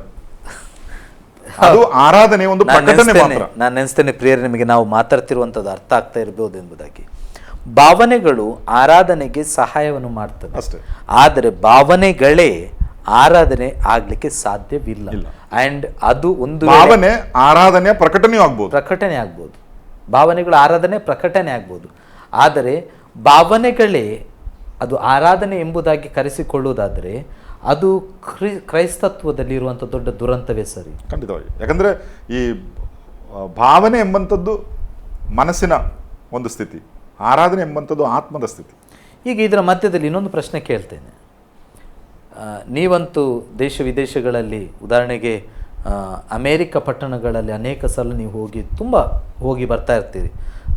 ಈಗ ನಿಮ್ಮ ಹತ್ರ ಇನ್ನೊಂದು ಪ್ರಶ್ನೆ. ವೋರ್ಶಿಪ್ ಸೆಂಟರ್ ಅಂತೇಳಿ ಹೇಳ್ತೇವೆ ನಾವು, ನಮ್ಮಲ್ಲಿ ಒಂದು ಮಾತುಗಳಿದೆ, ವೋರ್ಶಿಪ್ ಸೆಂಟರ್ ಅಥವಾ ವೋರ್ಶಿಪ್ ಸ್ಕೂಲ್ಗಳಂತೇಳಿ ಕರೆಸಿಕೊಳ್ತದೆ, ಆರಾಧನೆಯನ್ನು ಕಲಿಸುವಂಥ ಸ್ಥಳಗಳು ಅಂತೇಳಿ. ಸೊ ಈ ಎಲ್ಲ ಪರಿಸ್ಥಿತಿಗಳಲ್ಲಿ ಈಗ ಅನೇಕರಿಗೆ ಆಸೆ ಇರ್ತದೆ, ನಾವು ಒಳ್ಳೆ ಆರಾಧಕರಾಗಬೇಕು ದೇವರನ್ನು. ಯಾಕಂದರೆ ನೀವು ಹೇಳಿದ್ದೀರಿ, ಈಗ ಆರಾಧನೆ ಎನ್ನುವಂಥದ್ದು ಒಂದು ಅವಿಭಾಜ್ಯ ಅಂಗ ಕ್ರಿಸ್ತಿಯ ಸೇವೆಯಲ್ಲಿ ಮತ್ತು ವೈಯಕ್ತಿಕ ಜೀವಿತದಲ್ಲಿ. ಹಾಗಿರುವಾಗ ಪ್ರತಿಯೊಬ್ಬನು ಅದನ್ನು ಮಾಡಬೇಕು ಅಂತ ಅಪೇಕ್ಷಿಸ್ತಾನೆ. ಈಗ ಹೇಗೆ ಸುವಾರ್ತೆ ಸೇವೆಗೆ ನಿಮಗೆ ಆಸಕ್ತಿ ಇದೆಯೋ ಅದೇ ಪ್ರಕಾರವಾಗಿ ಆರಾಧನೆ ಮಾಡಬೇಕೆನ್ನುವಂಥದ್ದು ಅದು ಪ್ರತಿಯೊಬ್ಬನು ಮಾಡಬೇಕಾದ ವಿಷಯ ಆದದ್ರಿಂದ ಅವನಿಗೆ ಈ ಸ್ಕೂಲ್ಸ್ ಅಥವಾ ಅದನ್ನು ಕಲಿಯುವಂಥದ್ದೇನಾದರೂ ಇದೆಯಾ ಅಥವಾ ಅದು ಅಗತ್ಯವಿದೆಯಾ?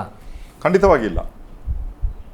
ಆರಾಧನೆ ಅದು ಸ್ಕೂಲ್ನಲ್ಲಿ ಕಲಿಯುವಂಥದ್ದಲ್ಲ, ಅಲ್ಲ, ಅದು ಸ್ವಾಭಾವಿಕವಾಗಿ ಅವನಲ್ಲಿ ಆಲ್ರೆಡಿ ಇರುವಂಥ ವಿಷಯ, ಪ್ರತಿಯೊಬ್ಬನಲ್ಲಿ ಇರುವಂಥ ವಿಷಯ.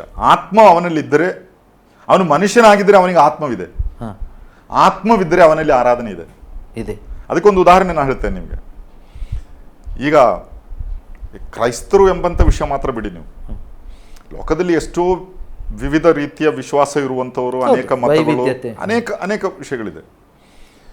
ಈಗ ಯಾವುದೇ ಒಂದು ಮತ ಅಥವಾ ಯಾವುದೇ ಒಂದು ಸುವಾರ್ತಿಕನು ಯಾವುದೇ ಒಂದು ದೇವರ ಬಗ್ಗೆ ಏನು ಹೇಳದಂಥ ಯಾವುದಾದರೂ ಒಂದು ಹಳ್ಳಿಯೋ ಒಂದು ಗುಡ್ಡಗಾಡು ಪ್ರದೇಶವೋ ನೀವು ಕಂಡು ಹಿಡಿದು ಅಲ್ಲಿ ಹೋಗೋದಾದರೆ ಅಲ್ಲಿ ಕೆಲವು ಜನರು ಇರಬಹುದು, ಆದಿವಾಸಿಗಳಾಗಿರಬಹುದು, ಇನ್ನು ಯಾವುದೇ, ನೀವು ಅವರ ಆ ರೀತಿಯನ್ನ ಜೀವನ ಶೈಲಿಯನ್ನು ಕಲಿಯುವುದಾದರೆ ಅವರು ಯಾವುದನ್ನು ಆರಾಧಿಸ್ತಾ ಇದ್ದಾರೆ.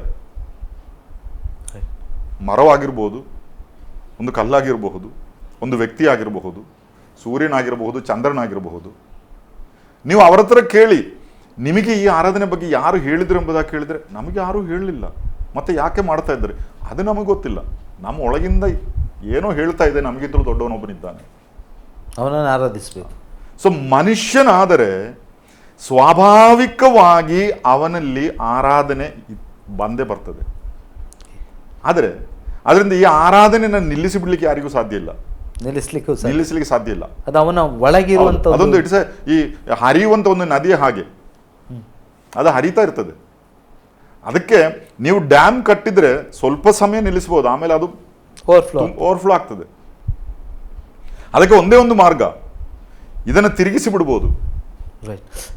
ತಿರುಗಿಸಿ ಬಿಡ್ಬೋದು, ಬೇರೆ ಕಡೆಗೆ ನೀವು ಡೈವರ್ಟ್ ಮಾಡ್ಬೋದು, ಬಟ್ ಅದು ಆರಾಧನೆ ಆಗ್ತದೇನೆ. ಅದೇ ರೀತಿ ಇವತ್ತು ಮನುಷ್ಯರೊಳಗೆ ಸೈತಾನನು ಅಥವಾ ದೇವರ ವೈರಿ ಎಂಬುದಾಗಿ ಎನಿಸಿಕೊಂಡಿರುವ ಸೈತಾನನು ಮಾಡಿರುವಂಥದ್ದು, ಅವನಿಗೆ ಇದನ್ನು ನಿಲ್ಲಿಸಲಿಕ್ಕೆ ಆಗೋದಿಲ್ಲ. ಯಾಕಂದ್ರೆ ಇವನ ಆತ್ಮದಲ್ಲಿ ಸೃಷ್ಟಿಸಲ್ಪಟ್ಟ ಒಂದು ಅಂಗ ಆರಾಧನೆ ಎಂಬಂಥದ್ದು. ಇದು ಆದರೆ ಅದನ್ನು ತಿರುಗಿಸಿ ಬಿಟ್ಟಿದ್ದಾನೆ, ಡೈವರ್ಟ್ ಮಾಡಿಬಿಟ್ಟಿದ್ದಾನೆ. ಇವತ್ತು ನಿಜವಾದ ಆರಾಧನೆ ಕಡೆಗೆ ಇರಬೇಕಾದ ಫೋಕಸ್ ಅನ್ನು ಚೇಂಜ್ ಮಾಡಿಬಿಟ್ಟಿದ್ದಾನೆ. ಉದಾಹರಣೆಗೆ ನಾನು ಎನಿಸ್ತೇನೆ, ಸೈತಾನನು ಉಪಯೋಗಿಸಿಕೊಂಡಂತ ಅತಿ ದೊಡ್ಡ ಅಸ್ತ್ರ ಸಂಗೀತವನ್ನಾಗಿರ್ಬೋದು. ಖಂಡಿತವಾಗಿ ಇವತ್ತಿನ ದಿವಸಗಳಲ್ಲಿ ಈ ಸಂಗೀತವನ್ನು ಸರಿಯಾಗಿ ನಾವು ಉಪಯೋಗಿಸದಿದ್ದರೆ ಸೈತಾನನ ದೊಡ್ಡ ಅಸ್ತ್ರವಾಗಿ ಅದು ಪರಿಣಮಿಸಬಹುದು. ಯಾಕಂದ್ರೆ ನೋಡಿ, ಆರಾಧನೆಗೆ ಕೊಡಬೇಕಾದಂಥ ಮಹತ್ವ ಒಬ್ಬ ವ್ಯಕ್ತಿಯು, ಯಾಕೆ ಇದನ್ನು ಹೇಳ್ತಿದ್ದೆ ಅಂದರೆ, ನನಗೀಗ ನೀವು ಮಾತಾಡ್ತಿರುವಾಗ ಈ ವಿಷಯಗಳು ಇನ್ನೂ ಬಹಳ ಸ್ಪಷ್ಟವಾಗಿ ಬರ್ತಾ ಇದೆ. ನೋಡಿ, ನಾನು ನೆನೆಸ್ತೇನೆ, ಯಾಕಂದರೆ being A musician and so called ಅಂತ ವರ್ಷಿಪ್ ಲೀಡರ್ ಅಂತ ಹೇಳ್ಕೊಂಡು ಈಗ ನಾನು ಆಲೋಚನೆ ಮಾಡಬೇಕಿನ್ನೊಮ್ಮೆ. ಸೊ ಇಂಥ ಪ್ರಕೃತಿ ಇದ್ದದರಿಂದ ನಮ್ಮ ಪ್ರವೃತ್ತಿ ಇರೋದು ನೋಡಿ, ನಾವು ಪ್ರಾಕ್ಟೀಸಿಗೆ ಬರ್ತೇವೆ and will write all the cards, notes ಎಲ್ಲಗಳನ್ನು ರೆಡಿ ಮಾಡ್ತೇವೆ. ಯಾವ ಬೀಟ್ನಲ್ಲಿ ಯಾವ ಸಾಂಗ್ಗಳು ಪ್ರಾರಂಭವಾಗ್ತದೆ ಅಂತೇಳಿ ನಾವು ಹೆಚ್ಚು ಕಡಿಮೆ 1 ವೀಕ್ ಪ್ರಾಕ್ಟೀಸ್ ಮಾಡ್ತೇವೆ. ಒಟ್ಟಿನಲ್ಲಿ ನಮ್ಮ ಫೋಕಸ್ ಎಷ್ಟು ಸಲ ಹಾಡಿದ ನಂತರ ಅದು ಎಂಡ್ ಆಗಬೇಕು, ಎಷ್ಟು ಬೀಟ್ಗಳನ್ನು ನಾವು ಯೂಸ್ ಮಾಡಬೇಕು, ಆ ಬೀಟ್ಗಳನ್ನು ಯೂಸ್ ಮಾಡಬೇಕಾದ್ರೆ ಯಾವುದೆಲ್ಲ ಎಫೆಕ್ಟ್ಸ್ಗಳನ್ನು ನಾವು ಯೂಸ್ ಮಾಡಬೇಕು, ಆ ಸಮಯಗಳಲ್ಲಿ ಇನ್ನೂ ಈಗ ಸ್ವಲ್ಪ ಟೆಕ್ನಾಲಜಿ ಜಾಸ್ತಿ ಆಗಿದೆ, ಯಾವ ಲೈಟ್ಸ್ಗಳನ್ನು ಯೂಸ್ ಮಾಡಬೇಕು, ಯಾವ ಬ್ಯಾಕ್ಗ್ರೌಂಡು LCD ಸ್ಕ್ರೀನ್ ಬರಬೇಕು, LED ಸ್ಕ್ರೀನ್ ಯಾವುದು ಬ್ಯಾಕ್ಗ್ರೌಂಡ್ ಬರಬೇಕು, ನಮ್ಮ ಫೋಕಸ್ ಅದರಲ್ಲೇ ಇದೆ. ಆದರೆ ಯಾವ ಕಾರಣಕ್ಕೂ ನಾವು 10 ದಿವಸದ ಪ್ರಾಕ್ಟೀಸ್ನಲ್ಲಿ ದೇವರಿಗೆ ಆರಾಧನೆ ಆಗಬೇಕೆನ್ನುವಂಥದ್ರ ಬಗ್ಗೆ ಈಗ ನಿಮ್ಮ ಹತ್ರ ಮಾತಾಡ್ತಿರುವಾಗ ನನ್ನ ತಲೆಗೆ ಬಂದ ಆಲೋಚನೆ ಇದು. ಅದರ ಬಗ್ಗೆ ನಾವು ಯಾವತ್ತಿಗೂ ಆಲೋಚಿಸಲಿಲ್ಲ. ನೀವು ಹೇಳುವಂಥದ್ದು ಇದೀಗ ಡೈವರ್ಟೆಡ್, ನಾನೀಗ ಹೇಳ್ತಿರುವಂಥದ್ದೆಲ್ಲವೂ ಇದೆಲ್ಲ ಡೈವರ್ಟೆಡ್ ಮಿಷನ್. ಇದು ಖಂಡಿತವಾಗಿ ಏನು ಮಾಡಬೇಕಾಗಾದ್ರೆ ದೇವರ ವಾಕ್ಯಕ್ಕೆ ತಿರುಗಿ ಬರಬೇಕು.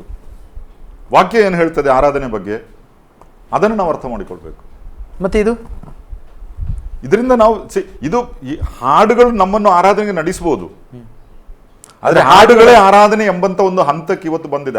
ಆ ಹಾಡಿಲ್ಲದೆ ನಮಗೆ ಆರಾಧನೆ ಇಲ್ಲ, ಅದರಲ್ಲೇ ಮುಕ್ತಾಯಗೊಳ್ಳುತ್ತದೆ. ನೀವು ಹೇಳ್ತಿರುವಂಥದ್ದು ಈಗ ಮೆಚೂರಿಟಿಯ ಕಡೆಗೆ ಬರಬೇಕು ನಾವೆಲ್ಲ. ಹೌದು, ಖಂಡಿತವಾಗಿ ಖಂಡಿತವಾಗಿ. ನೀವು ಇಂಥ ಬೋಧನೆಗಳನ್ನು ಎಲ್ಲಾರು ಮಾಡಿದ್ದೀರಾ? ಅನೇಕ ಕಡೆಗಳಲ್ಲಿ ಮಾಡಿದ್ದೇನೆ. ನಿಮಗೆ ಅವ್ರು ಹೇಳುವುದಿಲ್ಲ ನೀವು ಆರಾಧನೆಗೆ ವಿರೋಧ ವ್ಯಕ್ತಿ ಹೇಳ್ತಾರೆ? ತುಂಬಾ ಕ್ರಿಟಿಸಿಸಮ್ ಬರ್ತದೆ, ಅನೇಕ ಕ್ರಿಟಿಸಿಸಮ್ ಬರ್ತದೆ. ಆದರೆ ವಾಕ್ಯಕ್ಕೆ ಅನುಗುಣವಾಗಿ ನಾನು ಕೆಲವು ಉದಾಹರಣೆ ದೇವರ ವಾಕ್ಯದಿಂದ ಹೇಳ್ತೇನೆ. ಉದಾಹರಣೆಗೆ ಆದಿಕಾಂಡ 22ನೇ ಅಧ್ಯಾಯದ 5ನೇ ವಾಕ್ಯ. ಒಂದು ನಿಮಿಷ ದಯಮಾಡಿ ಅದನ್ನು ಓದ್ಕೊಳ್ಳೋಣ. ಆದಿಕಾಂಡ 22ನೇ ಅಧ್ಯಾಯ 5ನೇ ವಾಕ್ಯ. ಸ್ಥಳವು ದೂರದಲ್ಲಿ ಕಾಣಿಸಲು ಅವನು ತನ್ನ ಸೇವಕರಿಗೆ, ನೀವು ಇಲ್ಲೇ ಕತ್ತೆಯ ಬಳಿಯಲ್ಲಿರ್ರಿ, ನಾನು ನನ್ನ ಮಗನು ಅಲ್ಲಿಗೆ ಹೋಗಿ ದೇವಾರಾಧನೆ ಮಾಡಿಕೊಂಡು ನಿಮ್ಮ ಬಳಿಗೆ ತಿರುಗಿ ಬರುತ್ತೇವೆ ಎಂದು ಹೇಳಿದನು. ದೇವಾರಾಧನೆ ಮಾಡಿಕೊಂಡು ಆ ವೇದ ಭಾಗ ಅದನ್ನು ನಾವು ಅದರ ಹಿನ್ನೆಲೆ ನೋಡುವುದಾದ್ರೆ, ಅಬ್ರಹಾಮನ ಮಗನಾದ ಇಸಾಕನನ್ನು ದೇವರಿಗೆ ಯಜ್ಞವಾಗಿ ಅರ್ಪಿಸಬೇಕು ಎಂಬುದಾಗಿ ದೇವರು ಅಬ್ರಹಾಮನ ಹತ್ರ ಹೇಳಿದನು. ಈ ಮಗನನ್ನು ಕರೆದುಕೊಂಡು ತನ್ನ ಸೇವಕರನ್ನು ಕತ್ತೆಯನ್ನು ಎಲ್ಲ ಸೇರಿಸಿಕೊಂಡು ಇವರು ನಡೀತಾ ಇದೆ. ಇಲ್ಲಿ ಮೋರಿಯಾ ಬೆಟ್ಟದಲ್ಲಿ ಅರ್ಪಿಸಬೇಕು. ಸುಮಾರು 3 ದಿವಸ ಇವರು ಪ್ರಯಾಣ ಮಾಡಿದರು. 3 ದಿವಸ ಪ್ರಯಾಣ ಮಾಡಿ ಆ ಬೆಟ್ಟದ ಬುಡಕ್ಕೆ ಬಂದಾಗ ಅಬ್ರಹಾಮನು ಹೇಳುವಂಥದ್ದು ಸೇವಕರ ಹತ್ರ, ನೀವು ಇಲ್ಲೇ ಕತ್ತೆ ಜೊತೆಯಲ್ಲಿರ್ರಿ, ನಾನು ನನ್ನ ಮಗನು ಹೋಗಿ ದೇವಾರಾಧನೆ ಮಾಡಿ ಬರುತ್ತೇವೆ. ಈ ದೇವಾರಾಧನೆ ಇಂಗ್ಲಿಷ್ ಭಾಷಾಂತರದಲ್ಲಿ ವರ್ಷಿಪ್ ಎಂಬಂತ ಪದವೇ ಇದೆ. ಆರಾಧನೆ ಎಂಬಂತ ಪದ ಸತ್ಯವೇದದಲ್ಲಿ ಮೊಟ್ಟ ಮೊದಲಿಗೆ ಉಪಯೋಗಿಸಲ್ಪಟ್ಟಂಥದ್ದು ಈ ವಾಕ್ಯದಲ್ಲಿ. ಇಲ್ಲಿ ಇದರ ಮೊದಲು ಆರಾಧನೆ ಎಂಬಂತ ಪದ ಅದರ ಪೂರ್ಣ ಅರ್ಥದಲ್ಲಿ ಸತ್ಯವೇದದಲ್ಲಿ ಹೇಳಲ್ಪಡಲಿಲ್ಲ. ಫಸ್ಟ್ ಯೂಸೇಜ್ ಓಕೆ ಆದಿಕಾಂಡ 22:5ರಲ್ಲಿ. ಆ ಆರಾಧನೆಯನ್ನು ನೀವು ಕಲಿತಾ ಹೋದ್ರೆ ಅಲ್ಲಿ ಸಂಭವಿಸಿದ್ದೇನು? ತನ್ನ ಮಗನನ್ನು ಯಜ್ಞವಾಗಿ ಅರ್ಪಿಸಲಿಕ್ಕೆ ಕೊಂಡು ಹೋದನು. ಆದರೆ ಅಲ್ಲಿ ಕೊನೆಯದಾಗಿ ನಡೆದದ್ದು ಆ ಮಗನ ಬದಲಾಗಿ ಒಂದು ಕುರಿ ಅರ್ಪಿಸಲ್ಪಟ್ಟಿದೆ. ಸೊ ದೇವರ ವಾಕ್ಯದಲ್ಲಿ ನಾವು ಕಾಣುವಂತ ಮೊಟ್ಟ ಮೊದಲನೇ ಆರಾಧನೆಯಲ್ಲಿ ಒಂದು ಕುರಿಯ ಯಜ್ಞ ಒಳಗೊಂಡಿದೆ. ಇನ್ನು ಆರಾಧನೆ ಬಗ್ಗೆ ನಾವು ಕೊನೆಯದಾಗಿ ಓದೋದು ಪ್ರಕಟಣೆ ಗ್ರಂಥದಲ್ಲಿ, ಪರಲೋಕದಲ್ಲಿರುವಂತಹ ಆರಾಧನೆ. ಅದನ್ನೆಲ್ಲ ನಾವು ಪ್ರಕಟಣೆ 4-5 ಅಧ್ಯಾಯಗಳಲ್ಲಿ ಓದ್ತಾ ಬರುವಾಗ ಅಲ್ಲಿ ನಾವು ಸ್ಪಷ್ಟವಾಗಿ ನೋಡುವಂಥದ್ದು, ಅವರ ಮಧ್ಯದಲ್ಲಿ ಕೊಯ್ಯಲ್ಪಟ್ಟ ಕುರಿಯಂತಿರುವಂತಹ ಒಬ್ಬನು ನಿಂತಿದ್ದನು. ಪರಲೋಕದ ಆರಾಧನೆಯಲ್ಲಿ ಅವರ ಮಧ್ಯದಲ್ಲಿ ಕೊಯ್ಯಲ್ಪಟ್ಟ ಕುರಿ ಅಂತಿರುವಂತಹ ಅದು ನಮ್ಮ ಯೇಸು ಕ್ರಿಸ್ತ. ಸೊ ಈಗ ಆದಿಕಾಂಡ 22ನೇ ಅಧ್ಯಾಯದಲ್ಲಿ ಕೊಯ್ಯಲ್ಪಟ್ಟಂತ ಆ ಕುರಿ ಬರಲಿಕ್ಕಿರುವ ಯೇಸು ಕ್ರಿಸ್ತನಿಗೆ ನೆರಳಾಗಿತ್ತು, ಕೊಯ್ಯಲ್ಪಡ್ಲಿಕ್ಕಿರುವ ಕುರಿ. ಸೊ ಆ 1-2 ವಾಕ್ಯಗಳನ್ನು ನಾವು ತೆಗೆದುಕೊಂಡು ನೋಡುವುದಾದರೆ, ಯಥಾರ್ಥವಾದ ಆರಾಧನೆ ಎಂಬಂಥದ್ದು ಕೊಯ್ಯಲ್ಪಟ್ಟ ಕುರಿಯ ಸಾನ್ನಿಧ್ಯದಲ್ಲಿ. ಕೊಯ್ಯಲ್ಪಟ್ಟ ಕುರಿ ಯಾರು? ಯೇಸು ಕ್ರಿಸ್ತನು. ಯೇಸು ಕ್ರಿಸ್ತನು ಕೇಂದ್ರ ವ್ಯಕ್ತಿಯಾಗಿರ್ಬೇಕಲ್ಲಿ. ಆತನಿಗೆ ನಾವು ಆರಾಧನೆ ಸಲ್ಲಿಸ್ತಾ ಇದ್ದೇವೆ. ಅಲ್ಲಿ ಆತನ ಮುಂದೆ ನಾವು ಅಡ್ಡ ಬೀಳುವಂತಹ ಒಂದು ಸ್ಥಿತಿ ಅದು. ಇದು ನಿಜವಾದಂತಹ ಆರಾಧನೆ. ಅದಕ್ಕಿಂತಲೂ ಒಂದು ಹೈಯರ್ ಲೆವೆಲ್ ಅಥವಾ ಉನ್ನತ ಮಟ್ಟದ ಆರಾಧನೆ ಬೇರೆ ಯಾವುದು ಇದೆ ಎಂಬುದಾಗಿ ನಾನು ನೆನೆಸೋದಿಲ್ಲ. Highest order of worship is when you worship, ಅಥವಾ ನೀವು ಈ ಆರಾಧನೆ ಅತ್ಯುನ್ನತವಾದಂತಹ ಆ ಒಂದು ಅನುಭವ ಅಂದರೆ ಕೊಯ್ಯಲ್ಪಟ್ಟ ಕುರಿಯಾದತನ ಮುಂದೆ ನೀವು ಅಡ್ಡ ಬಿದ್ದು ಮಾಡುವಂಥ ಆರಾಧನೆ. ನೀವು ಹೇಳುದು ಈ ಪ್ರಾಸೆಸ್ಸಿಗೆ ನಮ್ಮನ್ನು ನಡೆಸುವಂಥದ್ದು ಪರಿಶುದ್ಧಾತ್ಮನು. ಪರಿಶುದ್ಧಾತ್ಮ ಅಂದ್ರೆ ರಕ್ಷಿಸಲ್ಪಟ್ಟವನಿಗೆ ಮಾತ್ರ. ನೀವೀಗ ತಾನೇ ಹೇಳಿದ್ದು ಕ್ರಿಟಿಸಿಸಮ್ ನನಗೆ ಬಂದಿದೆ. ನನಗೆ ಕೇಳಿದ ರೀತಿಯಲ್ಲಿ ಒಂದು ಪ್ರಶ್ನೆ ಇದೆ ನಿಮಗೆ ವೈಯಕ್ತಿಕವಾಗಿ. ನೀವು ಹಾಡುಗಳನ್ನು ಮತ್ತು ಹಾಡುಗಳನ್ನು ಮಾಡಬಾರ್ದು ಅಥವಾ ಅದರ ಅಗತ್ಯವಿಲ್ಲವೆಂಬುದಾಗಿ ನೀವು ಪ್ರತಿಪಾದಿಸ್ತೀರಾ? ಖಂಡಿತವಾಗಿಯೂ ಇಲ್ಲ, ಹಾಡುಗಳು ಬೇಕು. ಯಾಕಂದರೆ ನಿಮ್ಮ ಮೇಲೆ ಅಂಥೊಂದು ಆಲೋಚನೆ ಜನರು ಕೇಳ್ತಾರೆ.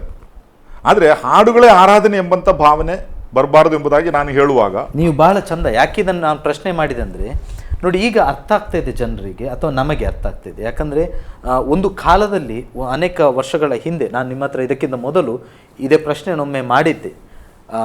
ನೀವು ಯಾಕಂದ್ರೆ ನಾನೊಬ್ಬ ಹಾಡುಗಾರನಾದ್ದರಿಂದ ನಮಗೆ ಹೆಚ್ಚು ಮಾತಾಡಲಿಕ್ಕೆ ಆಗ ಅವಕಾಶ ಇರಲಿಲ್ಲ. ಯಾಕೆ ನೀವು ಹಾಡನ್ನು ಹಾಡಬಾರದು ಅಥವಾ ಯಾಕೆ ಹಾಡುಗಳು ಬೇಡ ಅಂತೇಳಿ ನೀವು ಹೇಳ್ತಿದ್ರಿ ಅಂತ ಕೇಳುವಾಗ ಜನರು ಒಂದು ತಪ್ಪಾದ ಭಾವನೆಯನ್ನು ಹಾಕಿಬಿಟ್ರು. ಏನಂದರೆ ಅವರು ಹಾಡನ್ನೇ ಹಾಡ್ಬೋದು. ಉದಾಹರಣೆಗೆ ಇದರ ಮಧ್ಯದಲ್ಲಿ ಇನ್ನೊಂದು ಮಾತಿರ್ತೇನೆ. ನಾನು ಉಪವಾಸದ ಬಗ್ಗೆ ಒಮ್ಮೆ ನಾನು ಪ್ರಸಂಗಿಸಿದೆ. ನಾನು ಹೇಳಿದೆ, ಉಪವಾಸ ಮಾಡುವವರು ಆ ದೈಹಿಕವಾದ ಉಪವಾಸದ ಮೇಲೆ ಆಲೋಚನೆ ಮಾಡಿ ನಿಜವಾಗಿ ದೇವರೊಂದಿಗಿರುವಂಥ ಸಂಬಂಧದ ಬಗ್ಗೆ ನಾನು ಮಾತಾಡ್ತಿದ್ದೆ. ಕಡೆಗೆ ಎಲ್ಲ ಕಡೆಗಳಲ್ಲಿ ಒಂದು ಪ್ರಸಾರವಾಯಿತು. ಏನಂದರೆ ಜಾನ್ ನ್ಯೂಟನ್ ಉಪವಾಸ ಪ್ರಾರ್ಥನೆ ಮಾಡಬಾರ್ದು ಅಂತ ಹೇಳ್ತಿದ್ದಾನೆ ಅಂತ. ನಾನು ಅನಿಸ್ತೇನೆ, ಈಗ ನೀವು ಹೇಳುವಂಥದ್ದನ್ನು ಕೂಡ ಜನರು ತಪ್ಪಾದ ಭಾವನೆಯಲ್ಲಿ ಇದೇ ರೀತಿ ಅರ್ಥ ಮಾಡಿಕೊಳ್ತಾರೆ. ಹಾಗಾದ್ರೆ ನೀವೇನು ಹೇಳ್ತೀರಿ? ಹಾಡುಗಳು ಬೇಕು, ಆದರೆ ಹಾಡುಗಳು ಮಾತ್ರವಲ್ಲ ಆರಾಧನೆಗಿರುವಂತಹ ಆ ಒಂದು ಅವಶ್ಯಕತೆ. ಹಾಡುಗಳು ಇಲ್ಲದಿದ್ದರೂ ನಾವು ಆರಾಧಿಸಬಹುದು. ಯಾಕಂದ್ರೆ ನಾನು ಮತ್ತೊಮ್ಮೆ ಯೋಹಾನನ ಸುವಾರ್ತೆ 4ನೇ ಅಧ್ಯಾಯದ 25ನೇ ವಾಕ್ಯ, ನಾವು ಆಗ ಓದಿದಂಥ ವಾಕ್ಯ, ಆತ್ಮೀಯ ರೀತಿಯಲ್ಲಿ ಸತ್ಯಕ್ಕೆ ತಕ್ಕ ಹಾಗೆ ಆತ್ಮದಲ್ಲಿಯೂ ಸತ್ಯದಲ್ಲಿಯೂ ಆರಾಧಿಸೋರು ಹಾಗೆ ಆರಾಧಿಸಬೇಕು. ಅಲ್ಲಿ 2 ವಿಷಯ ನಾವು ನೋಡ್ತೇವೆ. ಒಂದು, ಆತ್ಮದಲ್ಲಿ, ಅದು ಆತ್ಮಿಕವಾದ ಪರಿವರ್ತನೆ ಹೊಂದಿದಂತಹ ಒಬ್ಬ ವ್ಯಕ್ತಿ, ಅಂದರೆ ರಕ್ಷಿಸಲ್ಪಟ್ಟ ಒಬ್ಬ ವ್ಯಕ್ತಿ, ಅವನ ಹೃದಯದಲ್ಲಿ, ಅವನ ಆತ್ಮದಲ್ಲಿ ಒಳಗೊಂಡಿರುವ ಪವಿತ್ರಾತ್ಮನಿಂದ ಪ್ರಾರಂಭವಾಗುವಂತಹ ಒಂದು ವಿಷಯ.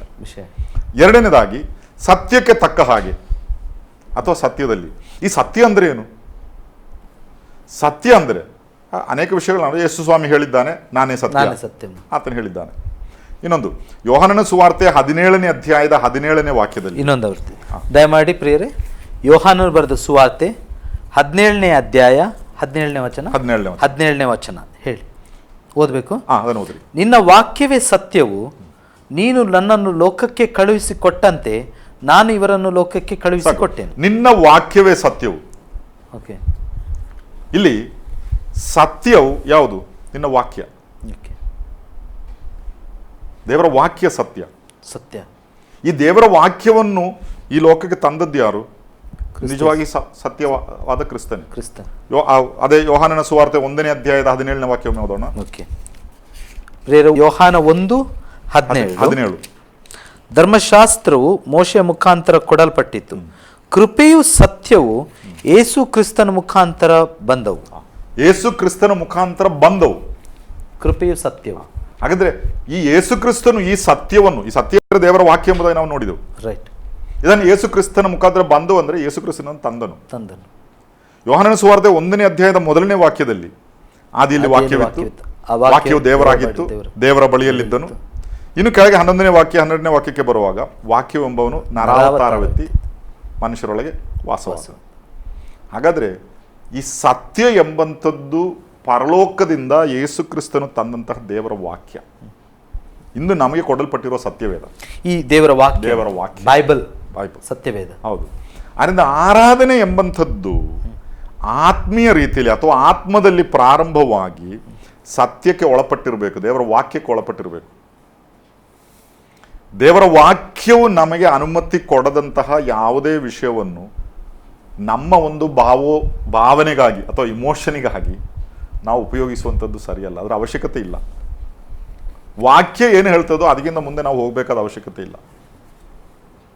ವಾಕ್ಯ final. What is the final? ಸತ್ಯ ಅಂದರೆ ವಾಕ್ಯ. ಸೊ ಆತ್ಮಕ್ಕೂ ಸತ್ಯಕ್ಕೂ, ಆತ್ಮಕ್ಕೂ ದೇವರ ವಾಕ್ಯಕ್ಕೂ ಒಂದು ಸಂಬಂಧವಿದೆ. ದೇವರ ವಾಕ್ಯಕ್ಕೂ ಆತ್ಮಕ್ಕೂ ಒಂದು ಸಂಬಂಧವಿದೆ. ಸೊ ಆರಾಧನೆಯಲ್ಲಿ ದೇವರ ವಾಕ್ಯ ಏನು ಹೇಳುತ್ತದೆ ಅದರ ಪ್ರಕಾರ ನಾವು ಮಾಡಬೇಕು. ಜನರನ್ನ ಆಕರ್ಷಿಸುವುದಕ್ಕಾಗಿ, ಜನರನ್ನ ಭಾವೋದ್ರಿಕ್ತರನ್ನಾಗಿ ಮಾಡುವುದಕ್ಕಾಗಿ ಮಾನಸಿಕವಾದ ಕಲ್ಪನೆಗಳನ್ನು ಮಾತ್ರ ಉಪಯೋಗಿಸಿಕೊಂಡು ಮಾಡುವಂಥ ಒಂದು ವಿಷಯವಲ್ಲ ಯಥಾರ್ಥವಾದ ಆರಾಧನೆ. ಈಗ ಆರಾಧನೆಯ ಇನ್ನೊಂದು ಆರಾಧನೆ ಸ್ತುತಿಗಳಲ್ಲಿ ಈಗ ಸ್ತುತಿಯನ್ನು ಮಾಡುವುದರಲ್ಲಿ ಮತ್ತು ನಾವು ಆರಾಧನೆ ಅಂತೇಳಿ ಒಂದು ಕಲ್ಚರ್ ಬಂದುಬಿಟ್ಟಿದೆ, ಒಂದು ಸ್ವಭಾವಗಳು ಮನುಷ್ಯನಲ್ಲಿ ಬಂದುಬಿಟ್ಟಿದೆ. ಈಗ ನಾವೀಗ ಹೇಳುವ ದೆಸೆಯಿಂದ ಇಲ್ಲಿ ಏನು ಬದಲಾವಣೆ ಆಗಲಿಕ್ಕೆ ಹೋಗ್ತದೆ ಗೊತ್ತಿಲ್ಲ. ದೇವರ ಆತ್ಮಂತಾನೇ ಬದಲಾವಣೆಯನ್ನು ತರಬೇಕು, ಅದನ್ನು ನೀವು ಕೂಡ ಒಪ್ಪಿಕೊಳ್ತೀರಿ. ಈಗ ಈ ಆರಾಧನೆಯ ಮಧ್ಯದಲ್ಲಿ ಚಪ್ಪಾಳೆ ತಟ್ಟುವಂಥದ್ದು ಸ್ತುತಿಯಲ್ಲಿ, ಈಗ ಆರಾಧನೆಯಲ್ಲಿಯೂ ತಟ್ಟುತ್ತಾರೆ, ಮೊದಲು ಅದೊಂದು ವ್ಯತ್ಯಾಸ ಅಟ್ಲೀಸ್ಟ್ ಇತ್ತು. ಈಗ ಸ್ತುತಿ ಆರಾಧನೆಯಲ್ಲಿ ಚಪ್ಪಾಳೆ ತಟ್ಟುವಂಥದ್ದು, ನಲಿಯುವಂಥದ್ದು ಅಥವಾ ಅಫ್ಕೋರ್ಸ್ ಅಳುವಂಥದ್ದು ಕೂಡ ಇದೆ. ಸೊ ಇದೆಲ್ಲ ಕ್ರಿಯೆಗಳು ನಡೀತಾ ಇರ್ತದೆ. ಈ ಒಂದು ಸಾಧಾರಣ ಒಂದು ಆಡಿಟೋರಿಯಂನೊಳಗೆ ಒಂದು ಇಂಥ ಪ್ರೋಸೆಸ್ ಆಗುವಾಗ ಸ್ತುತಿ ಆರಾಧನೆ ಅಂತ ಹೇಳುವಾಗ ನಾವು ಅಫ್ಕೋರ್ಸ್ ನಾವು ಅಂಥ ಕಾರ್ಯಗಳನ್ನು ನಾವು ಇಲ್ಲ ಅಂತೇಳಿ ನಾವು ಹೇಳುವುದಿಲ್ಲ, ಆಗ್ತಾ ಇದೆ ಘಟನೆಗಳು.